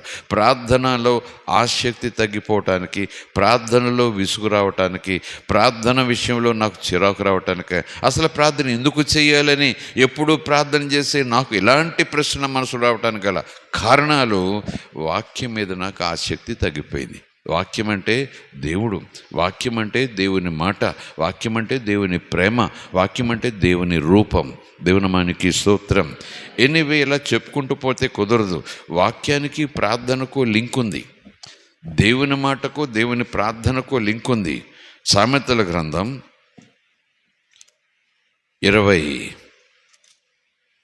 28వ అధ్యాయం, స్తోత్రం దేవా, ప్రైజ్ ద లార్డ్. దేవునికి స్తోత్రం, హల్లెలూయా, హల్లెలూయా. ఇప్పుడు నేను చదివించే మాట కొంచెం పలకటానికి, చదవటానికి, అర్థం చేసుకోవటానికి ఇబ్బందిగా ఉంటుంది. కానీ దేవుడు మనకు సహాయం చేయునుగాక. దేవుని ఈ మాటను అపార్థం చేసుకోకుండా పరిశుద్ధాత్ముడే మనకు ఒక చక్కటి గ్రహించు శక్తిని దయచేయునుగాక. 28వ అధ్యాయం 9వ వచనం. ధర్మశాస్త్రము వినబడకుండా చెవిని తొలగించుకుని వాని ప్రార్థన హేయము. అంటే లేఖనంతో మనకు ఉండాల్సిన లింకు, లేఖనంతో మనకు ఉండాల్సినటువంటి సంబంధం, అది వినటమా చదవటమా, చదవటమా వినటమా, ఇలాగను మనం చూసుకుంటే వాక్యం చెప్తా ఉంది, ధర్మశాస్త్రము. ఈ దినాల్లో ధర్మశాస్త్రం అంటే మోషే ఇచ్చిన ధర్మశాస్త్రంగా మనం అనుకోకుండా, దేవుడు పరిశుద్ధాత్మ ద్వారా లిఖింపచేసిన ఈ విధి విధానాల యొక్క లేఖన సముదాయములు అని అనుకుంటే, అది వినబడకుండా, కనబడకుండా, ధ్యానించకుండా, చెవిని మనసును తొలగించుకొని దూరం చేసుకునే వాని ప్రార్థన హేయము. దేవుడు ప్రార్థన అంటే సంతోషపడతాడు, ముందే చెప్పాను. కానీ వాక్యాన్ని మనం ప్రేమించకుండా, వాక్యం ధ్యానించటంలో మనం ఆనందించకుండా, వాక్యం చదవటయందు కుతూహలం మనం చూపించకుండా, అసలు వాక్యం చూడటానికి ఒక రకంగా మనం చిరాకు పడిపోతూ ఉంటే, ఇంకా నా ప్రార్థన దేవునికి చిరాకు ఏమవుతుంది చెప్పండి? సంతోషపడవలసి, నా ప్రార్థన విన్నప్పుడు సంతోషపడవలసిన దేవుడు, నేను ప్రార్థన చేయుట యందు కుతూహలము కలిగినటువంటి దేవుడు, నేను ప్రార్థన చేస్తే చాలు ఆనందమని ఆశతో ఎదురు చూసే దేవుడు సడన్గా అలాగున ఇబ్బంది పట్టడానికి గల కారణం ఏంటంటే, ఆయన రూపాన్ని లేఖనంలో చూడటాన్ని నేను ఇష్టపడలేదు. ఆయన లేఖనం నా కోసం ఇచ్చిన లేఖనం, నా బాగు కోసం ఇచ్చిన లేఖనం, ఆయనతో నేను సహవాసం చేయుట కొరకు ఇచ్చినటువంటి లేఖనం, నా హృదయంలో నేను భద్రం చేసుకోవటానికి ఆయన ఇచ్చిన లేఖనం. యోహాను సువార్త 15వ అధ్యాయం యేసుప్రభు చెప్పారు కదా, మీరు నా యందును నా మాటలు మీ యందును. ఆయన మాట ఏంటి? ఆత్మ. దేవుని మాట ఆత్మయున్నది. నా మాటలు మీ యందును అంటే చెవులోనా జేబులోనా కాదు, అంతరాత్మలో మీ ఆత్మలోకి వచ్చేసేయాలి, మీ మనసులోకి వచ్చేసేయాలి, మీ హృదయంలోకి వచ్చేసేయాలి. దేవుని మనకి స్తోత్రం కలుగునుగాక. హల్లెలూయా. చెవిలో మనం భద్రం చేసుకోలేం, ఎందుకంటే ఈ చెవిని విని ఆ చెవిని వెళ్ళిపోయే అవకాశం ఉంది. మనసులో మాట భద్రం కావాలంటే హృదయం లోపలికి వెళ్ళాలి, ఆత్మ లోపలికి వెళ్ళాలి. దేవుని మనకి స్తోత్రం. ఇక్కడ అసహ్యము లేదా హేయము అంటున్నాడు. చిరాకు అనుకోండి, చికాకు అనుకోండి, నా మాట వినడు, నా మాట చదవడు, నా మాటల్లో నా రూపాన్ని చూడటానికి ఇష్టపడడు, నాకేం సంతోషమో నేను చెప్పడానికి ప్రయత్నం చేస్తున్నాను, అతడు ఎలా బాగుంటాడో, ఎలాగ ఆరోగ్యంగా ఉంటాడో, ఎలాగ ఆనందంగా ఉంటాడో నేను వివరాలన్నీ చెప్పిన మాటలు, ఏమీ చదవకుండా నన్ను ఆరోగ్యంగా ఉంచు, నేను బాగుండాలి, నా సంతోషంగా ఉండాలి, ఎప్పుడు ఉంటానయ్యా అని నన్ను అడుగుతూ వస్తాడు. లేఖనాలు నేను ముందే ఉంచాను, లేఖనాల్లో నుంచి నేను మాట్లాడుతున్నాను, లేఖనమే నేను అయ్యి ఉన్నాను. లేఖనాల్లో ఉన్న నా రూపాన్ని చూడకుండా నన్ను సంతోషపరచడానికి ఈ ప్రార్థన ఎందుకు? దేవుని మనకి స్తోత్రం. కనుక లేఖనములను చదువుటయందు ఆనందించినటువంటి మనము ప్రభువును మన ప్రార్థన ద్వారా ఆనందింప చేయలేం. ఎందుకంటే ఆ ప్రార్థన హేయము అన్నట్టు మాట ఉన్నా సరే ఆ ప్రార్థన ఆయనకు ఇబ్బంది. దేవుని మనకి స్తోత్రం. ప్రార్థన అంటే దేవునితో మాట్లాడటం కదా, వాక్యం చదవడం అంటే దేవుడు మనతో మాట్లాడటం మనం విన్నాం కదా. నువ్వు నాతో మాట్లాడితే నేను వినను, వినే ఓపిక, తీరిక, ఇష్టము నాకు లేదు. నీ మాట వినుటయందు, చూచుటయందు, చదువుటయందు నాకేం సంతోషం లేదు. కానీ నేను నా మాటలతో నిన్ను సంతోషపరచాలనుకుంటున్నాను, నా అవసరాలు నీకు చెప్పి సంతోషపడాలనుకుంటున్నాను అంటే మరి అది రెసిప్రోకల్గా ఉండదు కదా. దేవునికి స్తోత్రం కలుగునుగాక. మీరు నా యందు, నా మాటలు మీ యందు. నేను ద్రాక్షవల్లిని, మీరు తీగలు. మీరు నన్ను హత్తుకొని ఉండాలి. దేవుని మనకి స్తోత్రం. మీరు నన్ను హత్తుకొని ఉండాలి. చేతులెత్తి స్తోత్రం చెబుదాం. Praise the Lord. హల్లెలూయా. దేవుని మనకి స్తోత్రం. కనుక ప్రభువుకి సంతోషాన్నిచ్చే ప్రార్థన జీవితం మనము నిరాటంకంగా, నిరభ్యంతరంగా ఒక జై జీవితం జీవించే మాదిరిగా కొనసాగించాలంటే కొన్ని విషయాల్లో మనం చాలా జాగ్రత్తలు తీసుకోవాలి. హర్డిల్స్ అన్నాను కదా. What are the hurdles? ఎలాంటివి మనకు ఆటంకాలుగా వచ్చేస్తాయి? ప్రభువును సంతోషపెట్టే ప్రార్థన చేసే విషయంలో ఎలాంటి మనకు ఆటంకాలు వస్తాయంటే దేవుని వాక్యాన్ని చదవని, వినని, ధ్యానించని, పట్టించుకొని లోబడని ప్రార్థన జీవితం. దేవునికి స్తోత్రం. దేవుని మాట చదవని, వినని, చదివినా విన్నా ఆ ప్రకారంగా ఉండుటకు ఇష్టపడని, ఇష్టపడినా సరే ఆ ఇష్టపడటంలో కూడా సనుగుడు. ఎందుకంటే ఇజ్రాయేలీయులు ఆ దినాల్లో నడుస్తున్నారు పగల మేఘస్తంభం వెనక, నడుస్తున్నారు రాత్రి అగ్నిస్తంభం వెనక, బండలో నుంచి నీళ్లు, ఆకాశంలోంచి మన్నా, అలాగున ఆశ్చర్యకారాలు చేస్తున్నా ముందుకెళుతున్నారు.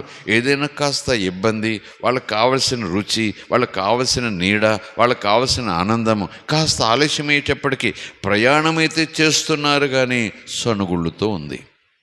ప్రయాణమైతే చేస్తున్నారు కానీ గోనుగుళ్ళుతో ఉంది. ప్రయాణమైతే చేస్తున్నారు కానీ దేవుడు మమ్మల్ని ఎందుకు ఎలా నడిపిస్తున్నాడో అనే మాటలు లోపల నుంచి వచ్చేస్తూ ఉన్నాయి. దేవుని మనకి స్తోత్రం.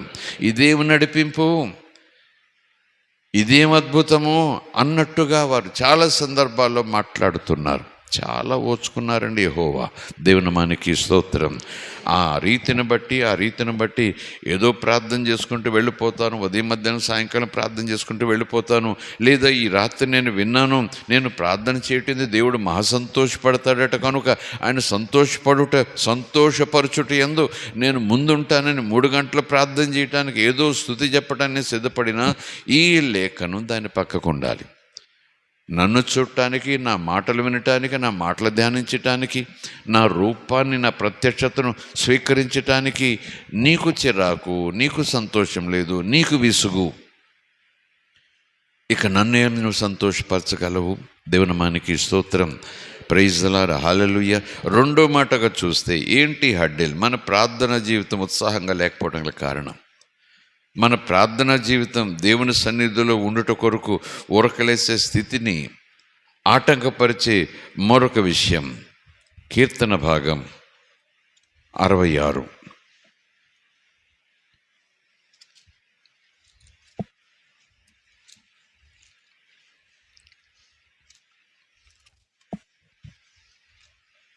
18వ వచనం.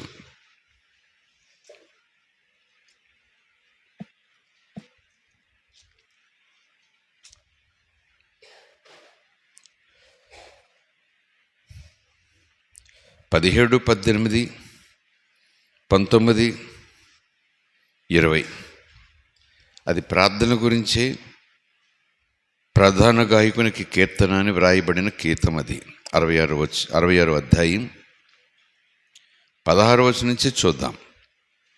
స్తోత్రం చెబుదాం, బిగ్గరగా స్తోత్రం చెబుదాం. అందులో నేను చెప్తున్న మాట 18, 16 నుంచి 20 వరకు ఒక ప్రత్యేకమైనటువంటి సందర్భం గురించి మాట్లాడుతూ మధ్యలో, కరెక్ట్గా మధ్యలో ఈ 18 వచనాన్ని ప్రకటిస్తున్నాడు ఆ భక్తుడు. దేవుని యందు భయభక్తులు గలవార్లారా, మీరందరూ వచ్చి ఆలకించండి, వినండి. ఆయన నా కొరకు చేసిన కార్యములను నేను మీకు వినిపిస్తా. ఏంటి? 17వ వచనం. ఆయనకు నేను మొరపెట్టి తిని, అప్పుడే నా నోట శ్రేష్టమైన కీర్తన ఉండెను. దేవునికి స్తోత్రం.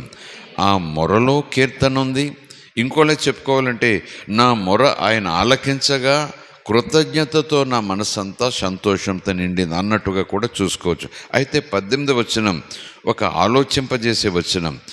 నా హృదయములో నేను పాపమును లక్ష్యము చేసిన ఎడల ప్రభువు నా మనవి వినకపోవును.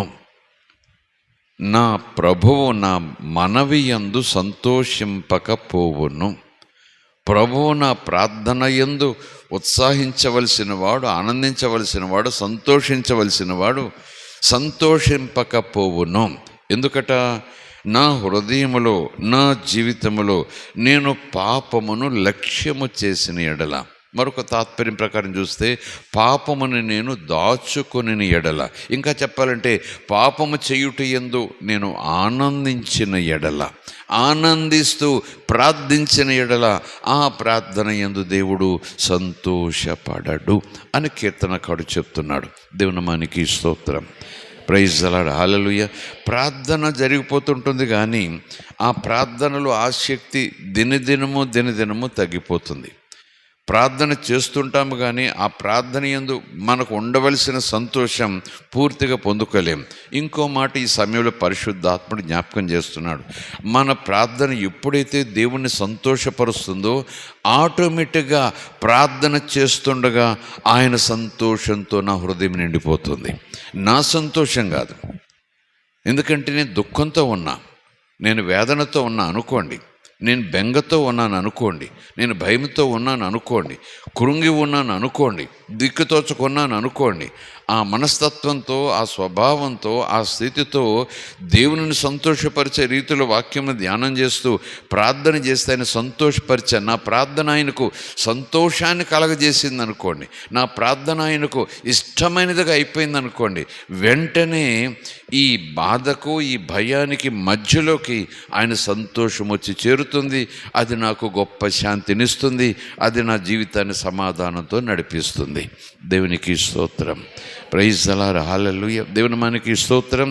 ఇక్కడ భక్తుడు చెప్తున్నటువంటి మాట, మన జీవితాల్లో అవిధేయతను అలాగునే కొనసాగించకూడదు.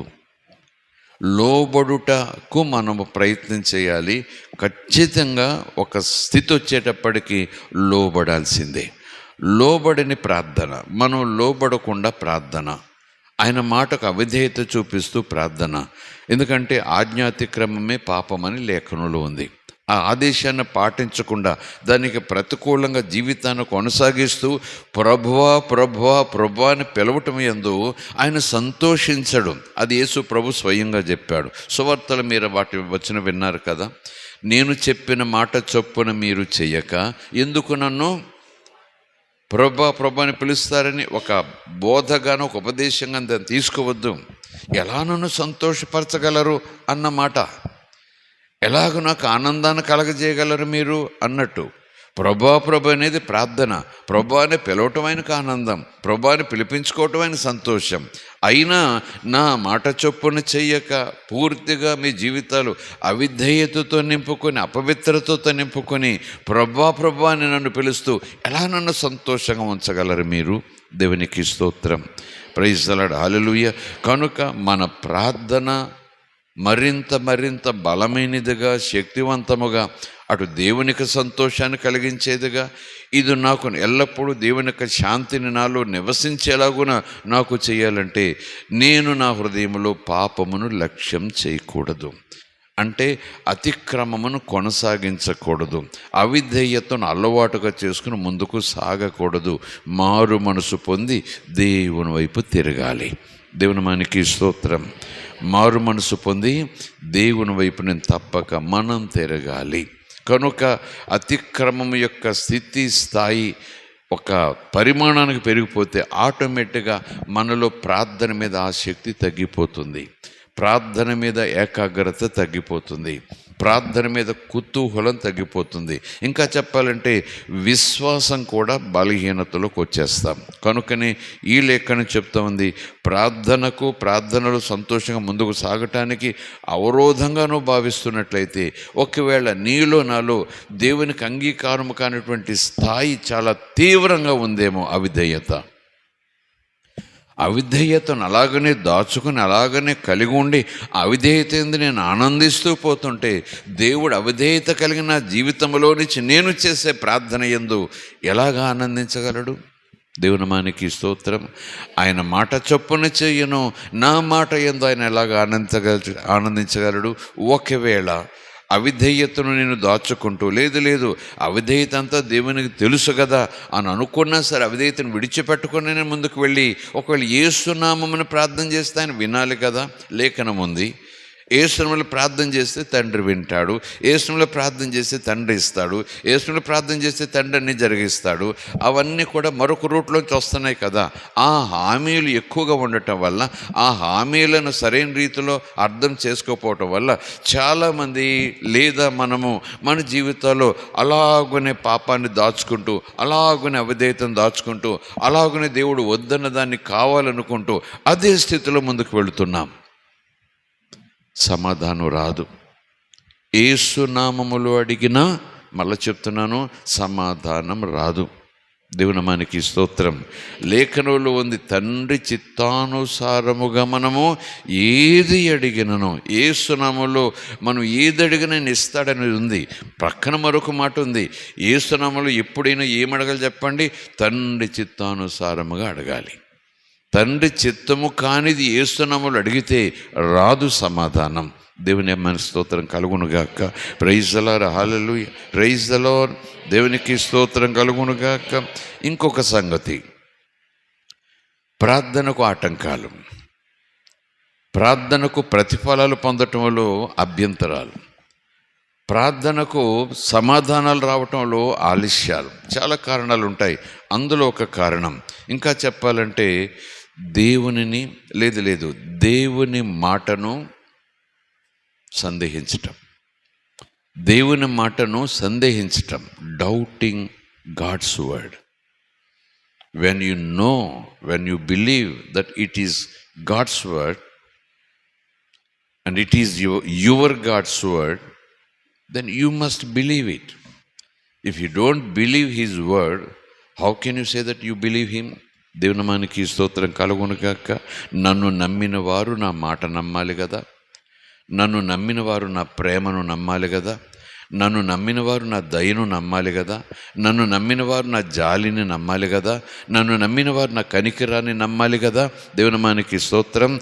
నన్ను నమ్మిన వారు స్వస్థపరుస్తానని చెప్పాను, స్వస్థపరుస్తానని నమ్మాలి కదా.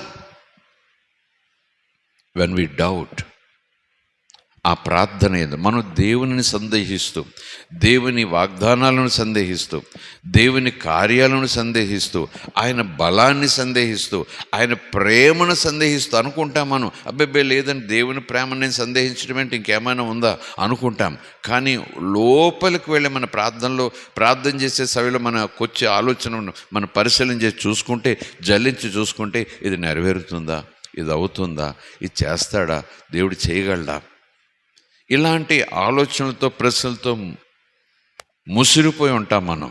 ప్రభు అంటున్నాడు, ఈ డౌటింగ్ అనేది దేవునికి దుఃఖం, దేవునికి విచారం, దేవునికి ఆయన మాటను మనం అనుమానించటము ఆయనకు దుఃఖం. ఇంకా చెప్పాలంటే ఆయనకు సంతోషాన్ని ఇవ్వదా ప్రార్థన. దేవుని మనకి స్తోత్రం. స్తుతి వెళ్ళవచ్చు, ఆరాధన వెళ్ళవచ్చు, స్తోత్రాలయ్య ఘనత అని అనొచ్చు, కానీ ఆయన మాటను నమ్మవలసినట్టుగా నమ్మకపోతే ఇలా చెప్పుకుంటా పోతే సమయం అయిపోతుంది. వచనం చూడాలి కదా. యాకోబు పత్రిక చదువుకొని వచనాలు ఒక సీక్వెన్స్లో మనం చూసుకుంటున్నాం అంతే. యాకోబు పత్రిక, పేతురు రాసిన పత్రికకు ముందు యాకోబు రాసిన పత్రిక పరిశుద్ధ గ్రంథంలో 210వ పేజీ నూతన నిబంధనలో యాకోబు రాసిన పత్రిక 1వ అధ్యాయం 5, 6, 7, 8 కలిపి చదువుకుందాం. ఒకసారి స్తోత్రం చెబుదాం. మెలకువన్నవారు స్తోత్రం చెబుదాం. హల్లెలూయా, ప్రైజ్ ది లార్డ్, హల్లెలూయా. మీలో ఎవనికైనను జ్ఞానము కొదువుగా ఉన్న ఎడల అతడు దేవునిని అడగవలెను, అప్పుడది అతనికి అనుగ్రహించబడును. ఆయన ఎవనిని గద్దింపక అందరికీ ధారాళముగా దయచేయువాడు. ధారాళముగా అంటే దోషలు పడితే వెలుపలికి ఒలిగిపోతాయన్నమాట. అంటే అడిగిన దానికన్నా, ఊహించిన దానికన్నా, ఆశించిన దానికన్నా ఎక్కువ ఇచ్చేవాడు.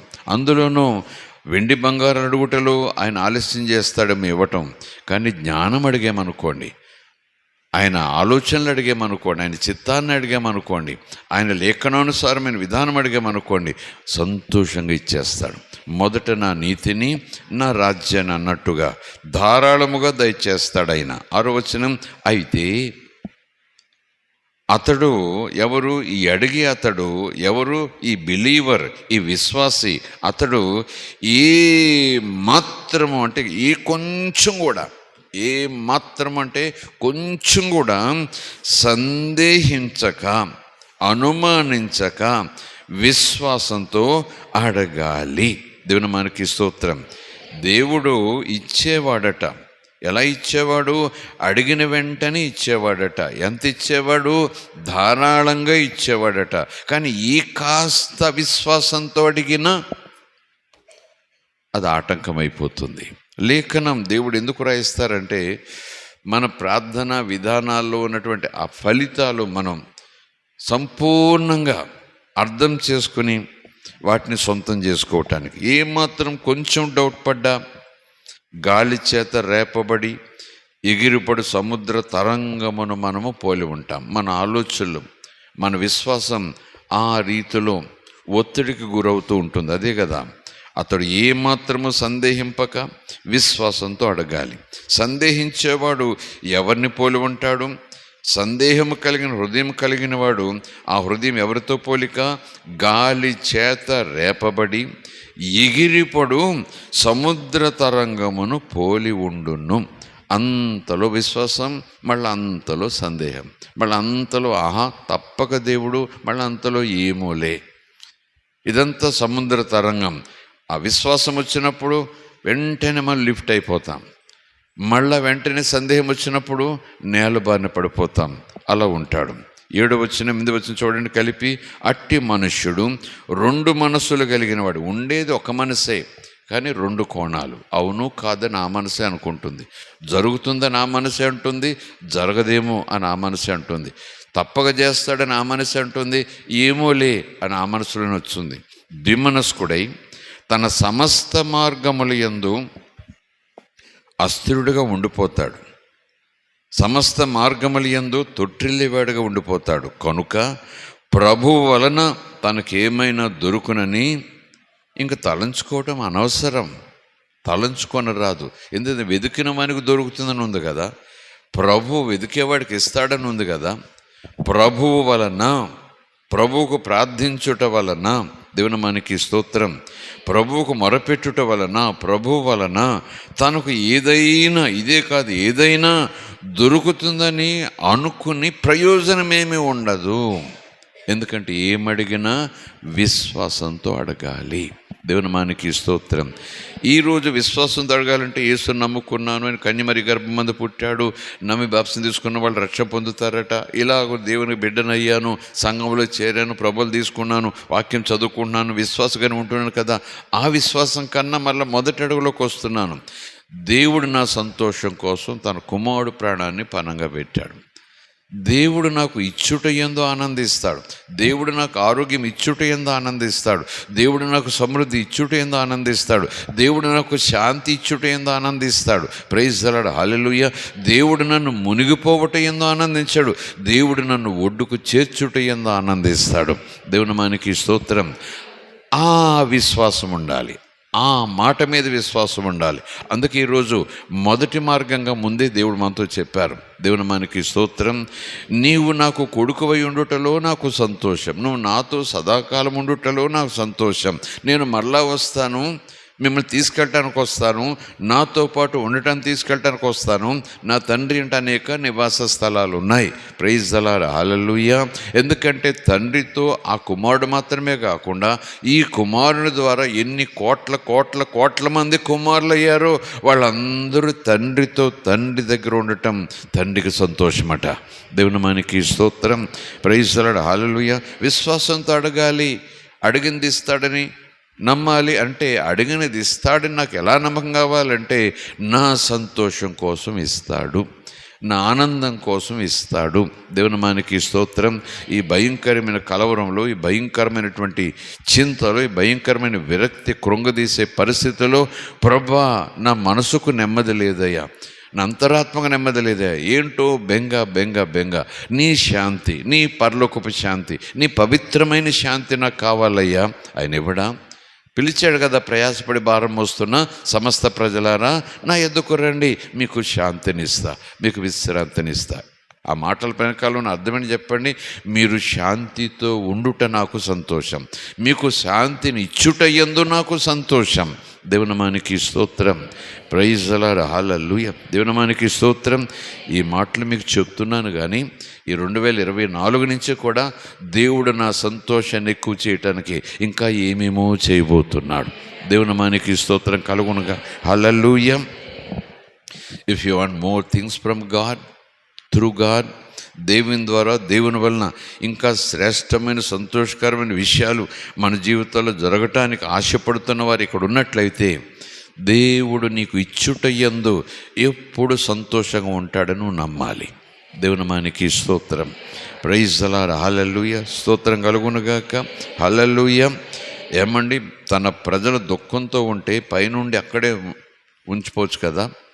నా ప్రజల బాధ చూశాను, వాళ్ళ మొర నేను విన్నాను, వాళ్ళ కష్టాలు నేను ఎరుగుదును, అందుకేం చేశాను, దిగొచ్చాను నీ కర్మని తెరబాబు అని చెప్పటానిక, దిగొచ్చాను నువ్వు సరిగా బతకలేదని చెప్పటానిక, దిగొచ్చాను నువ్వు సరైన విశ్వాసం లేదని చెప్పటానిక, దిగొచ్చాను అబ్రహాం అన్నంత విశ్వాసం ఇజ్రాయేలు నీలో లేదు అని చెప్పడానికి వచ్చానా?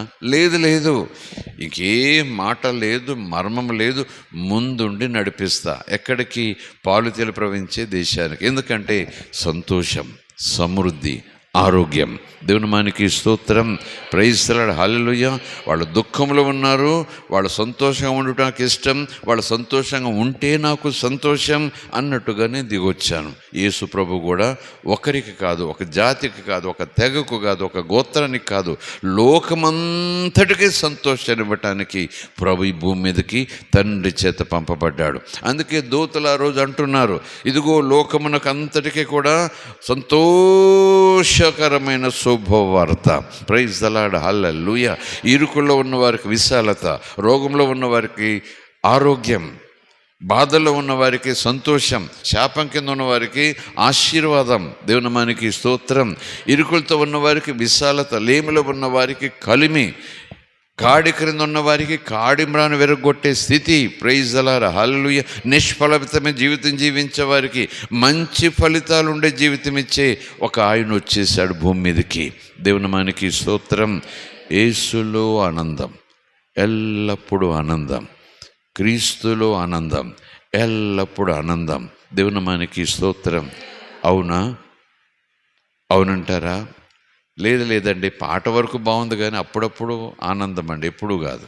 నేనంటాను, ఎప్పుడు ఆయనలో నాకు ఆనందం. ఎందుకంటే నా యందు ఆయన ఆనందిస్తున్నాడు. నా యందు ఇప్పుడు ఆనందిస్తాడు, నేను ఆయన మాటను డౌట్ చేయకూడదు. ఆయన ఎప్పుడు కూడా పాపాన్ని ఒప్పిస్తాడు. ఒప్పుకోవటంలో నేను ఆలస్యం చేయకూడదు. తప్పైందని చెప్పటం నేను ఆలస్యం చేయకూడదు. తప్పైందని చెప్పటం నీకు తెలియదా ఏంటి, ఆయన తెలియదా ఏంటి అనే స్థాయిలో మనం ఉండకూడదు. ఎందుకంటే మనం నోటితో ఒప్పుకోవటం, లోబడటం, ఆయన తెలుసులే అనే మాట, అనే మనస్సు దేవుని మీద తిరుగుబాటే, గర్వంతో లెక్క. దేవుని మనకి స్తోత్రం. మనం విధేయతతో లోబడాలి. స్తోత్రం చెబుదాం. Praise the Lord. హల్లెలూయా. దేవుని మనకి స్తోత్రం కలుగునుగా. హల్లెలూయా. అదేవిధంగా మరొక మాట చెప్పి ప్రార్థనలకు వెళ్ళటానికి మనం సిద్ధపడదాం. ఇంకా చాలా విషయాలు ఉన్నాయి. దాదాపు 15 పాయింట్లు రాసుకుని వచ్చాను, ఆలోచన చేసుకొచ్చాను. ఎనీవే, మనం కాసేపు ప్రార్థన చేసుకుని మళ్ళా దేవుని చిత్తం అయితే కొద్ది నిమిషాల వాక్యం చదువుకుందాం వీలైతే. మరొక మాట, 1 యోహాను పత్రిక 3వ అధ్యాయం 2 పాయింట్స్ వస్తాయి. 21, 22 వచనాలు. నూతన నిబంధనలో ఏ పుస్తకం నిద్రపోతున్నారు? 1 యోహాను పత్రిక 3వ అధ్యాయం 21, 22 వచనాలు. దేవునికి స్తోత్రం. 21, 22 మనం కలిసి చదువుదాము. పురుషులు, స్త్రీలు, సహోదరులు, సహోదరులు బిగ్గరగా.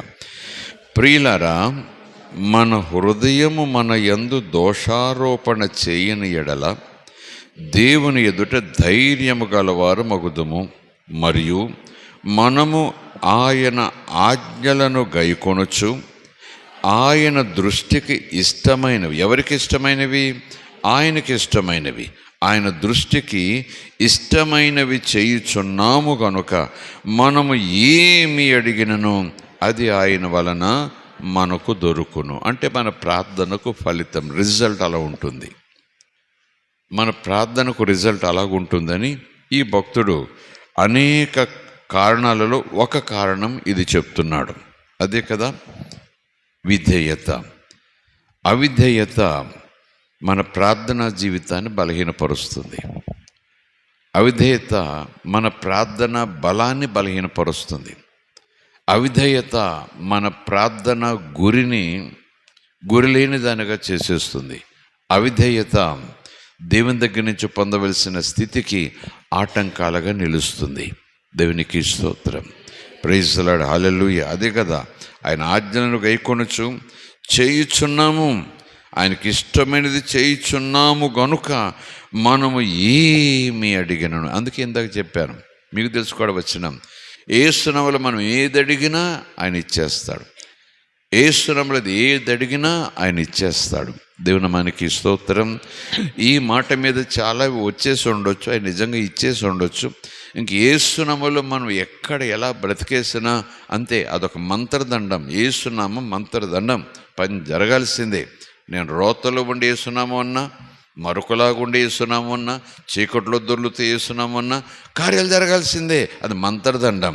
లేఖనాలు కొన్ని చెప్తున్నాయి, అన్ని సమయాల్లో కుదరదు. దేవుని చిత్తములోనూ ఉండాలి. దేవుని మనకి స్తోత్రం. యేసయ్య దేవుని చిత్తములో ఉన్నాడు. యేసయ్య దేవుని చిత్తములో ఉండి దేవుని చిత్తం మేరకు అడుగులు ముందుకు వేస్తుండగా యేసునామములో ఏమి అడిగినా జరిగింది. మరొక మాట చెప్తాను.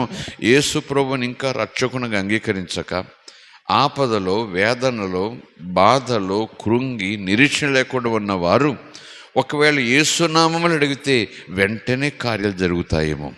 వాళ్ళు ఇంకనూ పాపములో ఉన్నను రక్షణ పొందలేదు కనుక. కానీ రక్షణ పొందిన తర్వాత, రక్షణ భాగ్యం ఎరిగిన తర్వాత మనం ఆయన సన్నిధిలో అవిధేయతతో ఉండకూడదనే విషయం బాగా తెలిసిన తర్వాత యేసునామం యేసునామం యేసునామములు అడుగుతున్నాము అని అంటే అప్పుడప్పుడు కార్యాలు జరిగినా మనం అనుకున్నంత రీతిలో జరగకపోవచ్చు, అనుకున్నంత వేగంగా జరగకపోవచ్చు, అనుకున్నవి జరగకపోవచ్చు. దేవునికి స్తోత్రం. ఆయన చెప్పిన మాట చొప్పున మనము చేయుచున్నాము గనుక ఏమడిగినా ఆయన మనకి ఇస్తున్నాడు. యోహాను సువార్తలోకి వెళ్దాం ఒకసారి, చూడండి.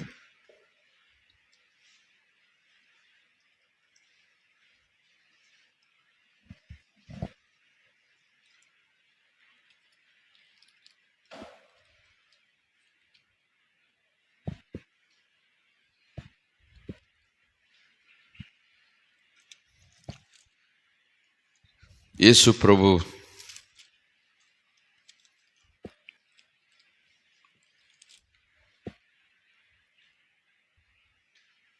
తన గురించి సాక్ష్యం చెప్పిన సన్నివేశం 8వ అధ్యాయం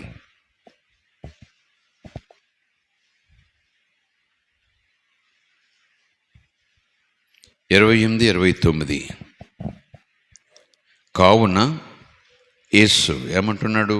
మీరు మనుష్య కుమారుని పైకెత్తినప్పుడు నేనే ఆయనననియు నా అంతటా నేనే ఏమీయూ చేయక తండ్రి నాకు నేర్పినట్టు ఈ సంగతులు మాట్లాడుచున్నాననియు మీరు గ్రహిస్తారు.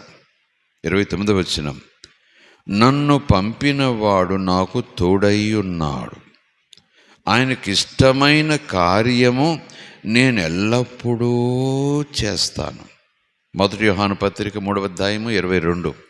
ఆయనకిష్టమైనది మనము ఎల్లప్పుడూ చేసిన ఎడల ఆయన మన మనవి తప్పక ఆలకించును. ఇంకా చెప్పాలంటే మనం ఏది అడిగిననో ఆయన దయచేయను. అందుకే యేసు చాలా సందర్భాలు, కొన్ని ప్రత్యేక సన్నివేశాల్లో ప్రార్థన ఎక్కువ చేయలేదు. తండ్రి, నీవు నా ప్రార్థన ఆలకిస్తావని నాకు తెలుసు. దేవుని మనకి స్తోత్రం. ఆ మాట చెప్పటానికి ఆయనకు ఆధారం ఏంటంటే, నీకు ఇష్టమైన రీతిలో నేను అన్ని పనులు చేస్తున్నా, నీ సంతోషం కొరకు నేను సమస్తము చేస్తున్నా, కనుక ఇప్పుడు నువ్వు నా ప్రార్థన వింటావని నాకు తెలుసు. లాజరు బయటికి రా. దేవుని మనకి స్తోత్రం. Praise the Lord, hallelujah. కనుక ఈ విధేయత అవిధేయత విషయంలో మనం చాలా సెన్సిటివ్గా ఉండాలి. నిజంగా ప్రార్థనలకు ఖచ్చితంగా బలంగా సమాధానం ఉన్న పాటున రావాలి. మనం పలికే ప్రతి అక్షరం ప్రతి పదం సత్యమనే మంటతో అభిషేకంతో బయటకు వచ్చి కార్యాన్ని జరిగించాలి అని అంటే తప్పదు. మనలో అవిధేయతను తరిమి కొట్టాలి, విధేయతను మనం లోపలికి స్వీకరించాలి. దేవుని మనకి స్తోత్రం.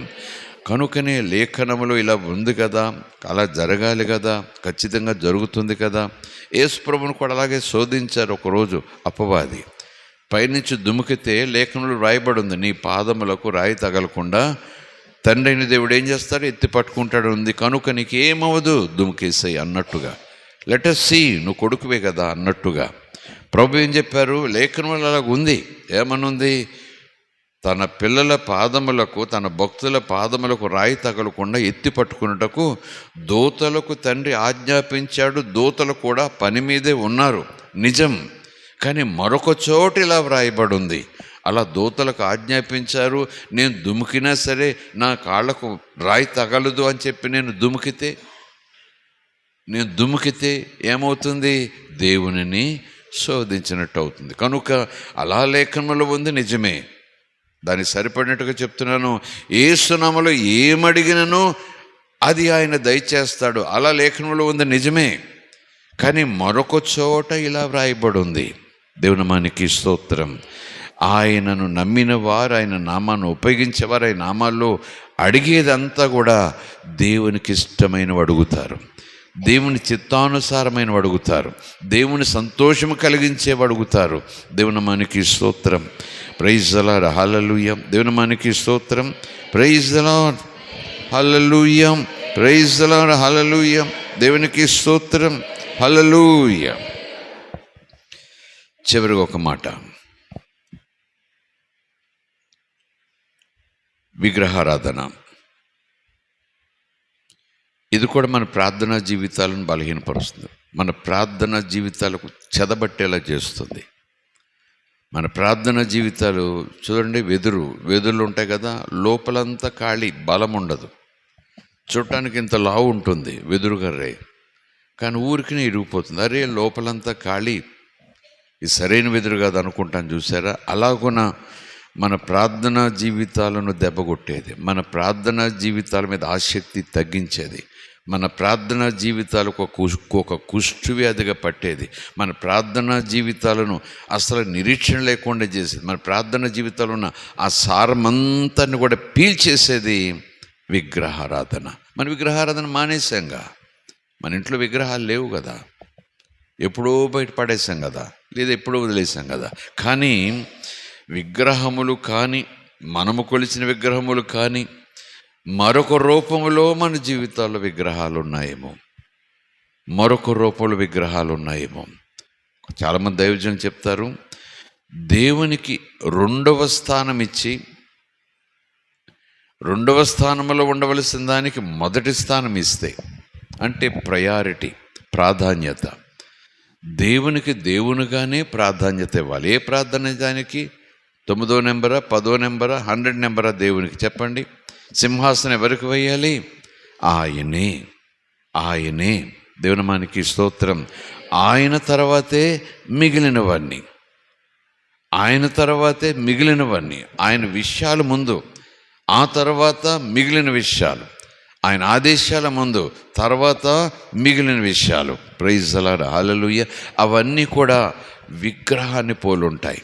విగ్రహారాధన మానేస్తున్నాం, కానీ మన జీవితంలో విగ్రహములను పోలి చాలా విషయాలు ఉంటున్నాయి. కొంతమందికి ఆటలు విగ్రహం అయిపోతాయి, కొంతమందికి ఆభరణాల విగ్రహం అయిపోతాయి, కొంతమందికి వారి శరీర అందం విగ్రహం అయిపోతుంది, కొంతమందికి ఇల్లు వాకిలి విగ్రహం అయిపోతాయి, కొంతమందికి పిల్లలు విగ్రహం అయిపోతారు. పిల్లలు విగ్రహం అయిపోతారు. తండ్రి, పరమ తండ్రి కన్నా పిల్లలను, తండ్రి మాట కన్నా పిల్లలను ఎక్కువగా ప్రేమించేవారు ఉంటారు. ప్రేమించొద్దని దేవుడు చెప్పడు, కానీ పిల్లలు విగ్రహాలు అవ్వకూడదు. మన ఆస్తులు మనకు విగ్రహం కాకూడదు, మన కులం మనకు విగ్రహం కాకూడదు, నాకున్న చదువు నాకు విగ్రహం కాకూడదు, నాకు విగ్రహం ఏది ఉండకూడదు, అంతా యేసే. దేవుని మానికి స్తోత్రం. యేసు కన్నా మరొక దానికి నేను ప్రయారిటీ ఇచ్చాను అనుకోండి, దేవుని వాక్యాన్ని ప్రక్కకు పెట్టి ముందు ఇది జరగాలి, అది పెళ్ళైనా ఇంకోటైనా ముందు ఇది జరగాలి, లోకరీతికి ఎలా కదా, మనం ఇలా చేస్తుంటాం కదా, మన పూర్వీకులు ఇలా చేశారు కదా, ఇలా చేయకపోతే ఎలాగా. నేనంటాను, ఈ దినాల్లో కొన్ని సాంప్రదాయాలు కూడా లేఖనానికి విరుద్ధమైనవి మనం తెచ్చుకు పెడుతున్నాం. ఎవరినో మెప్పించడానికి, ఎవరినో ఒప్పించడానికి, ఎవరినో సంతోషపరచడానికి. చేయకపోతే బాగుంది, ఇందులో ఏముంది అంటున్నాం. కానీ ప్రభు అంటారు, నా వాక్యాన్ని ఎప్పుడైతే పక్కకు పెట్టారో, నా ఆదేశాన్ని ఎప్పుడైతే పక్కకు పెట్టారో, నా సంతోషాన్ని ఎప్పుడైతే పక్కకు పెట్టి ఎవరినో సంతోషపెట్టడానికి మీరు ఇవన్నీ చేస్తూ వచ్చారో, అది విగ్రహమే. దానివల్ల కూడా మన ప్రార్థనా జీవితాలు బలహీనమవుతాయి. మన ప్రార్థనలకు మనమే ఆటంకాలు కలగజేసుకున్న వాళ్ళం అవుతాం. దేవుని నామానికి స్తోత్రం. దేవుని నిందించి ఫలితం లేదు. వాగ్దానం ఇచ్చినవాడు నమ్మదగినవాడు అని పాటలు పాడుకున్నాం. మరి వాగ్దానం ఎందుకు నెరవేరటం లేదు అనేటటువంటి స్థితులు మన ఎదురుగా వచ్చినా, ఏమో దేవుడు అంటాడు, ఇవన్నీ కూడా మీరు పక్క పెట్టేసేయాలి. దేవుని నామానికి స్తోత్రం. మళ్ళా చెప్తున్నాను, ఇలాగ ఉన్నందువల్ల ఆయన డోర్స్ క్లోజ్ చేశాడా?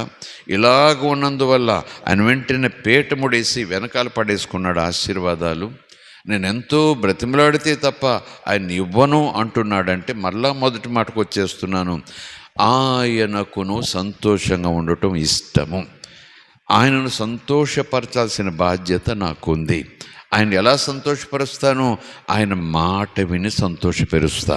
దేవునికి స్తోత్రం. ఆయనకు మొరపెట్టి సంతోషపరుస్తా. ఆయన మాటను ధ్యానం చేస్తూ సంతోషపరుస్తా. ఆయన మాటలో ఉన్నట్టు నడుచుకుంటూ, ఆ నడుచుకునే ప్రయత్నాన్ని కొనసాగిస్తూ ఆయన సంతోషపరుస్తా. దేవుని నామానికి స్తోత్రం కలుగునుగాక. కార్యములు జరుగుతాయి. ప్రైజ్ ది లార్డ్, హల్లెలూయా.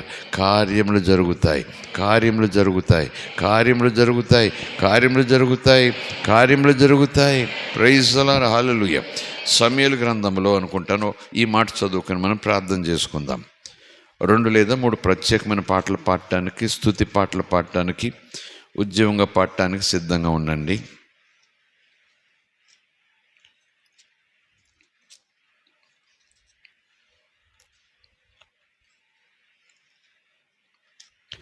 మొదటి సమూయేలు గ్రంథం 7వ అధ్యాయం 1 నుంచి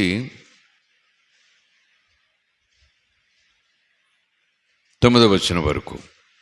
మనం ఇప్పుడు చదువుకున్న మాటలే చాలా సందర్భాల్లో తీశారు కదా, తెరిచారు కదా. మొదటి సమూయేలు గ్రంథం 7వ అధ్యాయం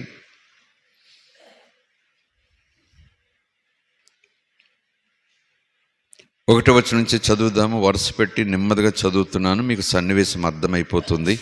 వివరించి చెప్పను కానీ సన్నివేశం అర్థమైపోతుంది. ఒకసారి స్తోత్రం చెబుదాం. అంతటా కిర్యత్యారీము వారు వచ్చి యెహోవా మందసమును తీసుకుని పోయి కొండయందుండే అబీనాదాబు ఇంట చేర్చి దానిని కాపాడుటకై అతని కుమారుడైన ఎలియాజర్ను ప్రతిష్ఠించారు. ఏం తీసుకొచ్చారు? మందసాన్ని. ఏ మందసాన్ని? యెహోవా మందసాన్ని. దాన్ని కాపాడటానికి ఎవరిని సిద్ధపరిచారు? ఎలియాజర్ను ప్రతిష్ఠించారు. 2వ వచనం, మందసము కిర్యత్యారీములో నుండి నా కాలము 20 సంవత్సరములు అయిపోయింది. ఇశ్రాయేలు అందరూ కూడా యెహోవాను అనుసరింప దుఃఖించుచుండగా సమూయేలు ఇశ్రాయేలు అందరితో ఇట్లా అన్నాడు, మీ పూర్ణ హృదయముతో యెహోవా యొద్దకు మీరు మళ్ళుకొనిన ఎడల. ఎవరు వీళ్ళు? ఇశ్రాయేలీలు. ఇశ్రాయేలు అంటే యెహోవా జనులు, యెహోవా సొత్తు, మీరు నా ప్రజలు, నేను మీకు దేవుడును అని దేవుని చేత పిలువబడిన వారు. ఇక్కడ సమూయేలు అంటున్నాడు, పూర్ణ హృదయంతో మీరు యెహోవా యొద్దకు మళ్ళుకోవాలి, మరలాలి, తిరిగి రావాలి. పేరు ఇశ్రాయేలీలే, యెహోవా మా దేవుడు అంటున్నారు. మీ గుడారాల్లో కూడా యెహోవాకు ప్రార్థన చేసే ధర్మశాస్త్రము, గ్రంథాలు అవన్నీ ఉన్నాయి. కానీ మీరు హృదయపూర్వకంగా దేవుని వైపు తిరగటం లేదు. దేవుని వైపు తిరగకుండా మీ గుడారాల్లో, మీ జీవితాల్లో వేరేవి కూడా ఆటంకాలుగా నిలిచాయి. అందుకే మీరు శత్రువులు ఎదుట బలం పొందకుండా ఓడిపోతున్నారు. ఎంత ప్రయత్నం చేసినా మీకు ఓటమి వస్తూ ఉంది. ఎంత యుద్ధం చేసినా మీకు ఓటమి వస్తూ ఉంది. కారణం లేఖనం చూడండి, అక్కడ మీ పూర్ణ హృదయముతో యెహోవా యొద్దకు మీరు మళ్ళుకొని ఎడల అన్య దేవతలను, అస్తారోతు దేవతలను మీ మధ్య నుండి తీసివేసి పట్టుదల కలిగి యెహోవా తట్టు మీ హృదయములను త్రిప్పి ఆయనను సేవించండి. అప్పుడు ఆయన ఫిలిష్తీయుల చేతుల నుండి మిమ్మను విడిపిస్తాడు. అంతటి ఇశ్రాయేలీయులు బయలుదేవతలను, అస్తారోతు దేవతలను తీసివేసి యెహోవాను మాత్రమే సేవించారు. ఎక్కడి నుంచి పట్టుకొచ్చారు వీళ్ళవి? యెహోవా ధర్మశాస్త్రం వీళ్ళల్లో ఉండాలి కదా. వీళ్ళ గుడారాలు, ద్వారబంధాల మీద ఆయన ఆజ్ఞలు, ధర్మశాస్త్రాలు నుదుట బాసికాల మీద, పిల్లల చేతుల మీద మోషేతో దేవుడు చెప్పిస్తాడు. దాదాపు ఆ స్థితిలో ఉండవలసిన వాళ్ళు ఎవరు తెచ్చిపెట్టారు? వీళ్ళు తెచ్చుకున్నారు. ఎందుకు తెచ్చుకున్నారు? ఈ దేవునితో పాటు ఈ దేవత కూడా, ఈ దేవతతో పాటు మన దేవుడు కూడా. అబ్బే, క్రీస్తు వదిలేదండి, బైబిల్ చదువుకుంటున్నామండి. కానీ దేవునికి విరోధమైన విగ్రహారాధన సంబంధమైన వాటిని కూడా దేవునితో పాటు కలిపేసుకుని కలగబులగం చేసేసి దేవా ఆశీర్వదించు అంటుంటారు, దేవా తప్పించు అంటుంటారు, దేవా కాపాడు అంటుంటారు, దేవా ఘనముగా జరిగించు అంటుంటారు. ప్రభు ఇప్పటికీ అది విచిత్రంగా వింటాడు ఆ ప్రార్థన దేవునికి సంతోషాన్ని ఇవ్వదు. దేవుని మనకి స్తోత్రం. మనము విడిచిపెడుతూ మనం ప్రార్థన చేస్తే ఆ ప్రార్థన ఏంది యేసయ్య ఆనందిస్తాడు. దేవునికి స్తోత్రం. ప్రైజ్ ది లార్డ్, హల్లెలూయా. అప్పుడు ఏం జరిగింది? 5వ వచనం, అంతటా సమూయేలు ఇశ్రాయేలీయులందరినీ మిస్సాకు పిలువనప్పుడు నేను మీ పక్షమున యెహోవాకు ప్రార్థన చేస్తానని చెప్పగా వారు మిస్సాలో కూడుకొని నీళ్లు చేది యెహోవా సన్నిధిని కుమ్మరించి ఆ దినం ఉపవాసం ఉండి యెహోవా దృష్టికి మేము పాపాత్ములమని ఒప్పుకున్నారు. మిస్సాలో సమూయేలు ఇశ్రాయేలుకు న్యాయము తీర్చుచూ వచ్చాడు. ఇశ్రాయేలీయులు మిస్సాలో కూడి ఉన్నారని ఫిలిష్తీయులు శత్రువులు వినినప్పుడు ఫిలిష్తీయుల సర్దారులు, నాయకులు ఇశ్రాయేలు మీదకి మరలా యుద్ధానికి వచ్చేశారు.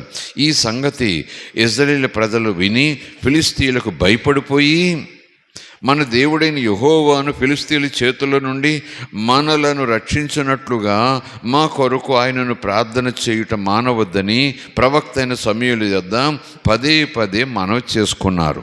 అప్పుడు 9వ వచనం, సమూయేలు పాలు విడువని ఒక గొర్రె పిల్లను తెచ్చి యెహోవాకు సర్వాంగ బలిగా అర్పించి ఇశ్రాయేలీయుల పక్షమున యెహోవాను ప్రార్థన చేయగా యెహోవా అతని ప్రార్థన అంగీకరించను.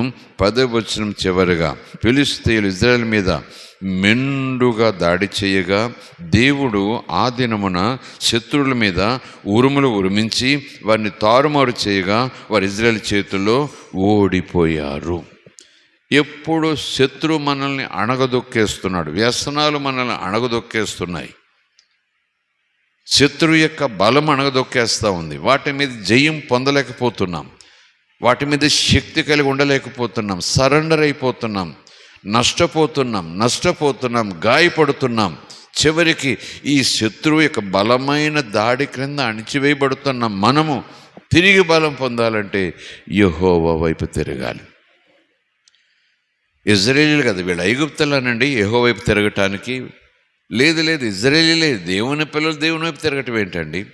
క్రైస్తవులు క్రీస్తు వైపు తిరగటం ఏంటండి? యేసు నమ్ముకున్న వారు మళ్ళీ యేసు వైపు తిరగటం ఏంటండి? వింతగా ఉంది. వింత ఏం కాదు. యేసు నమ్ముకున్నాం, కానీ యేసు వాక్యానికి విరోధమైన మన జీవితాల్లో ఏమున్ననో అవి ఆటంకాలు అయిపోతుంటాయి దేవుని కార్యం చేయటానికి. దేవుని మనకి స్తోత్రం. కనుక వాటిని తొలగించి, వాటిని విడిచిపెట్టి, వాటిని నెట్టివేసి, వాటిని కొట్టివేసి దేవుని వైపు పూర్ణ హృదయంతో తిరిగినప్పుడు, ఇక్కడైతే ఒక గొర్రె పిల్లను, పాలు విడిన ఒక గొర్రె పిల్లను తెచ్చి సర్వాంగ బలిగా అర్పించాడు. ఇప్పుడు మనకు మరి విజయం రావాలంటే ఏ గొర్రె పిల్ల తేవాలి? ఏ సమయాలు రావాలి? మనకి గొర్రె కావాలా, కోడి కావాలా? ఏమి లేదు. ఇక బలులేమి అవసరం లేకుండా ఎప్పటికీ సరిపోయేంత బలి దేవుని గొర్రెపిల్ల యేసయ్య శిలువ మీద బలి అయిపోయాడు. జయం మనదే. ప్రైజ్ ది లార్డ్, హల్లెలూయా. ఇక మనం చేయవలసిందల్లా దేవుని వైపు తిరగాలి, యేసు నామాన్ని పలకాలి. దేవుని వైపు తిరగాలి, యేసు నామాన్ని పలకాలి. విచారకరమైన విషయము, ఆందోళనకరమైన విషయము, అభ్యంతరకరమైన విషయము దేవుని వైపు విశ్వాసులు తిరగరు, యేసు నామాన్ని పలుకుతారు. దేవుని వైపు తిరగరు, దేవునికి లోబడరు, దేవుని మార్గంలో నడవరు. యేసు నామములో అద్భుతాలు జరగాలి, యేసు నామములో ఆశ్చర్యాలు జరగాలి. వింత కదా, విడ్డూరం కదా, ఎంత అవమానం కదా, ఎంత బుద్ధిహీనత కదా. దేవుని మనకి స్తోత్రం. ఇలాంటి వారి సంఖ్య సంఘాల్లో ఎక్కువైపోతూ ఉంది. ఇలాంటి వారి సంఖ్య విశ్వాసాలు ఎక్కువైపోతూ ఉంది. దేవుని వైపు తిరగరు, పూర్ణ హృదయంతో తిరగరు, దేవుని మార్గంలో నిలవరు. కానీ దేవుడు కార్యాలు చేయాలి, యేసులో కార్యం చేయాలి. నేను అంటున్నాను, సమూయేలు 10 మంది వచ్చినా సరే కార్యాలు జరగవు. ఎందుకంటే ప్రార్థన చేయడానికి ప్రవక్త ఉన్నాడు కదా. ఇజ్రాయేలీయులందరూ కూడా అయ్యా ఫిలిష్తీయులు మా మీద బలం పొందేశారు, ఎప్పుడు కూడా మేము ఓడిపోతున్నాం, బలహీనమైపోతున్నాం, ఇంత నష్టపోయాం, ఇంతమంది చచ్చిపోయారు, ఇంతమంది గాయపడ్డారు. ప్రవక్త కదా, దేవుడు పంపించిన వ్యక్తి కదా మీరు, మేము దేవుని ప్రజలం కదా, ప్రార్థన చేయండి, బలులు అర్పించండి. కొత్త ఏమి కాదు సమూయేలుకి బలు అర్పించడం, కొత్త ఏమి కాదు ధర్మశాస్త్రం చెప్పటం. కానీ సమూయేలు ఏం చెప్పండి, మీరు ముందు పూర్ణ హృదయంతో యెహోవా వైపు తిరగండి, అప్పుడు బలికి ఫలితం ఉంటుంది. దేవుని మనకి స్తోత్రం. ప్రైజ్ ది లార్డ్, హల్లెలూయా. దేవునిని ఎరుగుదనని చెప్పుకుంటూ దేవునిని ఎరుగిన వారిగా ప్రవర్తిస్తూ దేవుడు కాచి కాపాడతాడు చాలా కాలం, కానీ అది దేవునికి సంతోషాన్ని ఇవ్వదు. దేవుని మనకి స్తోత్రం. కనుక సంఘాల్లో ఎన్ని రకాల గుంపులు ఉంటాయో తెలియదు, కానీ ఖచ్చితంగా ఈ 2 గుంపులు ఉంటాయి. సంఘంలో విశ్వాసాలను ఒకవేళ ఈ మధ్యాహ్నం, ఈ రాత్రి ఈ సబ్జెక్ట్ బట్టి చూస్తే, ఈ చివరి మాటలను బట్టి చూస్తే 2 గుంపులుగా మనం విడదీయచ్చు, 2 పార్టీలుగా. ఒకటి దేవుని వైపు తిరగరు, దేవుని మాటకు అస్సలు లోబడరు, దేవుని సంతోషపెట్టే విషయంలో కొంచెం కూడా ప్రయత్నించేయరు, భక్తి మాత్రం చేసుకుంటూ వెళ్ళిపోతారు. కానీ యేసు నామములో కార్యం జరగాలి, మేడలు రావాలి, మిద్దెలు రావాలి, అది రావాలి, ఇది రావాలి. అదొక గుంపు. మరొక గుంపు దేవుని చిత్తానుసారంగా నడిపిస్తూ, దేవుని చిత్తం మెరుగు జీవిస్తూ యేసు నామములో అద్భుతాలు పొందుకుంటూ ఉంటారు. దేవుని మనకి స్తోత్రం, హల్లెలూయా. ఈ రాత్రి ఈ 2వ గుంపులో తక్కువ మంది ఉంటున్నారు, మొదటి గుంపులో ఎక్కువ మంది ఉంటున్నారు దేవుడు అంటాడు. దేవుని మనకి స్తోత్రం. ప్రైజ్ ది లార్డ్, హల్లెలూయా. లేదండి సంఘానికి మీరేదో క్రొత్త విషయం చెప్తున్నారు, సేవకులందరూ కూడా యేసు నామములో అడుగు దేవుడు దీవిస్తాడు, యేసు నామములో అడుగు దేవుడు దీవిస్తాడు, దీవించుకు ఏం చేస్తాడంటూ ఎక్కడ చూసినా యూట్యూబ్ల నిండావే, ఫేస్బుక్ల నిండావే, సభల నిండావే. పెద్ద విజయాలందరూ చెప్తున్నారు. మీరేంటి కొత్త మాట చెప్తున్నారంటే, నేను కాదు బాబు, సంఘముతో ఆత్మ చెప్పుచున్న మాట చెవిగలవాడు వినుగాక. 7 సంఘాల్లో మొదటి సంఘం ప్రకటనల గ్రంథం 2వ అధ్యాయం. ఏమని? సంఘమా, నీవు నీ తొలి ప్రేమను విడిచిపెట్టేసావు. అంటే తొలి ప్రేమ అంటే బ్రాకెట్లో పూర్ణ హృదయం నా మీద లేదు, పూర్ణ హృదయం నా వాక్యం మీద లేదు, పూర్ణ హృదయం నా సంతోషం మీద లేదు, పూర్ణ హృదయం పవిత్రత మీద లేదు, పూర్ణ హృదయము సత్యం మీద లేదు. చీకటి మీద ఉంది. చీకటి వెలుగు రెండు కావాలనుకుంటున్నావు నువ్వు. శరీరం ఆత్మ రెండు కావాలనుకుంటున్నావు నువ్వు. లోకము పరలోకం కూడా కావాలనుకుంటున్నావు నువ్వు. కనుక సంఘమా, ఆ తొలి ప్రేమ నీలో లేదు. తొలి ప్రేమను విడిచిపెట్టేస్తావు నువ్వు. నోటితో ప్రభు అంటున్నావు కానీ నీలో ఆ హృదయం లేదు, ప్రేమ కలిగిన హృదయం లేదు. ప్రేమ మాట్లాడుతున్నాడు. ప్రేమ ఎవరి మీద ప్రేమ? యేసు మీద ప్రేమ, యేసు మాట మీద ప్రేమ, యేసు ప్రేమ మీద ప్రేమ, యేసు పవిత్రత మీద ప్రేమ, యేసు త్యాగం మీద ప్రేమ, యేసు శిలువ మరణం మీద ప్రేమ. ఏదా ప్రేమ, ఏదా పశ్చాత్తాపం, ఏదా ధ్యాస అంటూ ఒకే మాట అన్నారు. ఏ స్థితిలో నుంచి పడితివో అది జ్ఞాపకం చేసుకుని మరలా ఆ తొలి ప్రేమ కలిగి ఉండు. నీ దీపం ఎప్పుడు వెలుగుతుంటుంది. దేవుని మనకి స్తోత్రం. ప్రైజ్ అలాడ్, హల్లెలూయా. ఎవరికి చెప్తున్నారన్నమాట? సంఘానికి. అక్కడ దేవుడు ఉపయోగించిన మాట, ఇప్పుడైనా నువ్వు మారు మనసు పొందితే సరి అంటే అన్నీ సర్దుకుంటాయి. సరి అంటే అన్నీ సర్దుకుంటాయి. కారణం నేను కాదు, కారణం అజ్ఞాత్రాలు కలిగినవాడు కాదు, కారణం కనికర సంపన్నుడు, కృపాసత్య సంపూర్ణుడు, దయగలవాడు, జాలిగలవాడు, ఆదరించేవాడు, వాదార్చేవాడు ఆయన కాదు కారణం. ఏ స్థితిలో నుంచి పడితివో ఆ స్థితి. సంఘం అంటే రక్షణ పొందిన పిల్లలు, సంఘం అంటే ప్రభువా ప్రభువా అని ప్రార్థన చేసే పిల్లలు, సంఘం అంటే వాక్యం చేతబట్టి వచ్చే పిల్లలు. ఇప్పటికైనా నువ్వు మారు మనసు పొందంటే దేవుని వైపు తిరగాలి, సత్యం వైపు తిరగాలి, ఆయన వెలుగు వైపు తిరగాలి. అన్నీ సరవుతాయి. దేవుని మనకి స్తోత్రం. నువ్వు ఏ స్థితి నుంచి పడితే జ్ఞాపకం చేసుకో. ఆ తొలి దినాలు ఎలా ప్రేమించేవాడు, ఎలా ప్రార్థించేవాడివి, ఎలా ప్రభు అంటే ఆసక్తి కలిగి ఉండేదానివి, ప్రార్థన అంటే ఎలా ముందుకు ఉరికేదానివి, ప్రభు పని చేయడానికి ఎలా ఉరకలు పెట్టేవాడివి. కానీ ఫిలిస్తీయులు నీ మీద బలం పొందేశారు. అస్సలు నిన్ను సంతోషంగా ఉండనివ్వట్లేదు, ఆరోగ్యంగా ఉండనివ్వట్లేదు, ఆనందంగా ఉండనివ్వట్లేదు, సమాధానంతో ఉండనివ్వట్లేదు. బాగుందామని అనుకున్నావు కానీ ఆ బాగు లేకుండా శత్రువు నీ మీద దాడి చేస్తున్నాడు. కాస్త ప్రార్థనలోకి వద్దామనేటప్పటికీ వాడు దాడి చేస్తాడు. ప్రభు కోసం బ్రతుకుదామనేటప్పటికీ వాడు దాడి చేస్తాడు. ప్రభులో జీవించాలని ఆశపడుతూ వచ్చేటప్పటికీ ఏదో ఆటంకం కలగజేసి మళ్ళీ నిన్ను బయటకు నెట్టేస్తాడు. ఈ శత్రువు మీద నీకు జయం కలగాలంటే పూర్ణ హృదయంతో, ఆ తొలి ప్రేమతో, ప్రభువా నేను నిన్ను ప్రేమిస్తున్నాను, నా తొందరపాటును క్షమించు అని ఒక్క మాట అంటే, అదే మారు మనసు. ఒక్క మాట అంటే అంతా సరైపోతుంది, అంతా చక్కబడిపోతుంది, అంతా కూడా సత్యంతో నిండిపోతుంది. దేవుని మనకి స్తోత్రం. ఆ రోజు అదే మాట, ఈరోజు అదే మాట. మనం బ్రతుకు కాలమంతా లేదా ప్రభు మధ్యాకాశంలోకి మనం బ్రతుకుతుండగానే వచ్చేస్తే ఆ నిమిషం వరకు కూడా ఈ అవకాశం ప్రభు మనకి ఇస్తూనే వస్తాడు. దేవుని మనకి స్తోత్రం.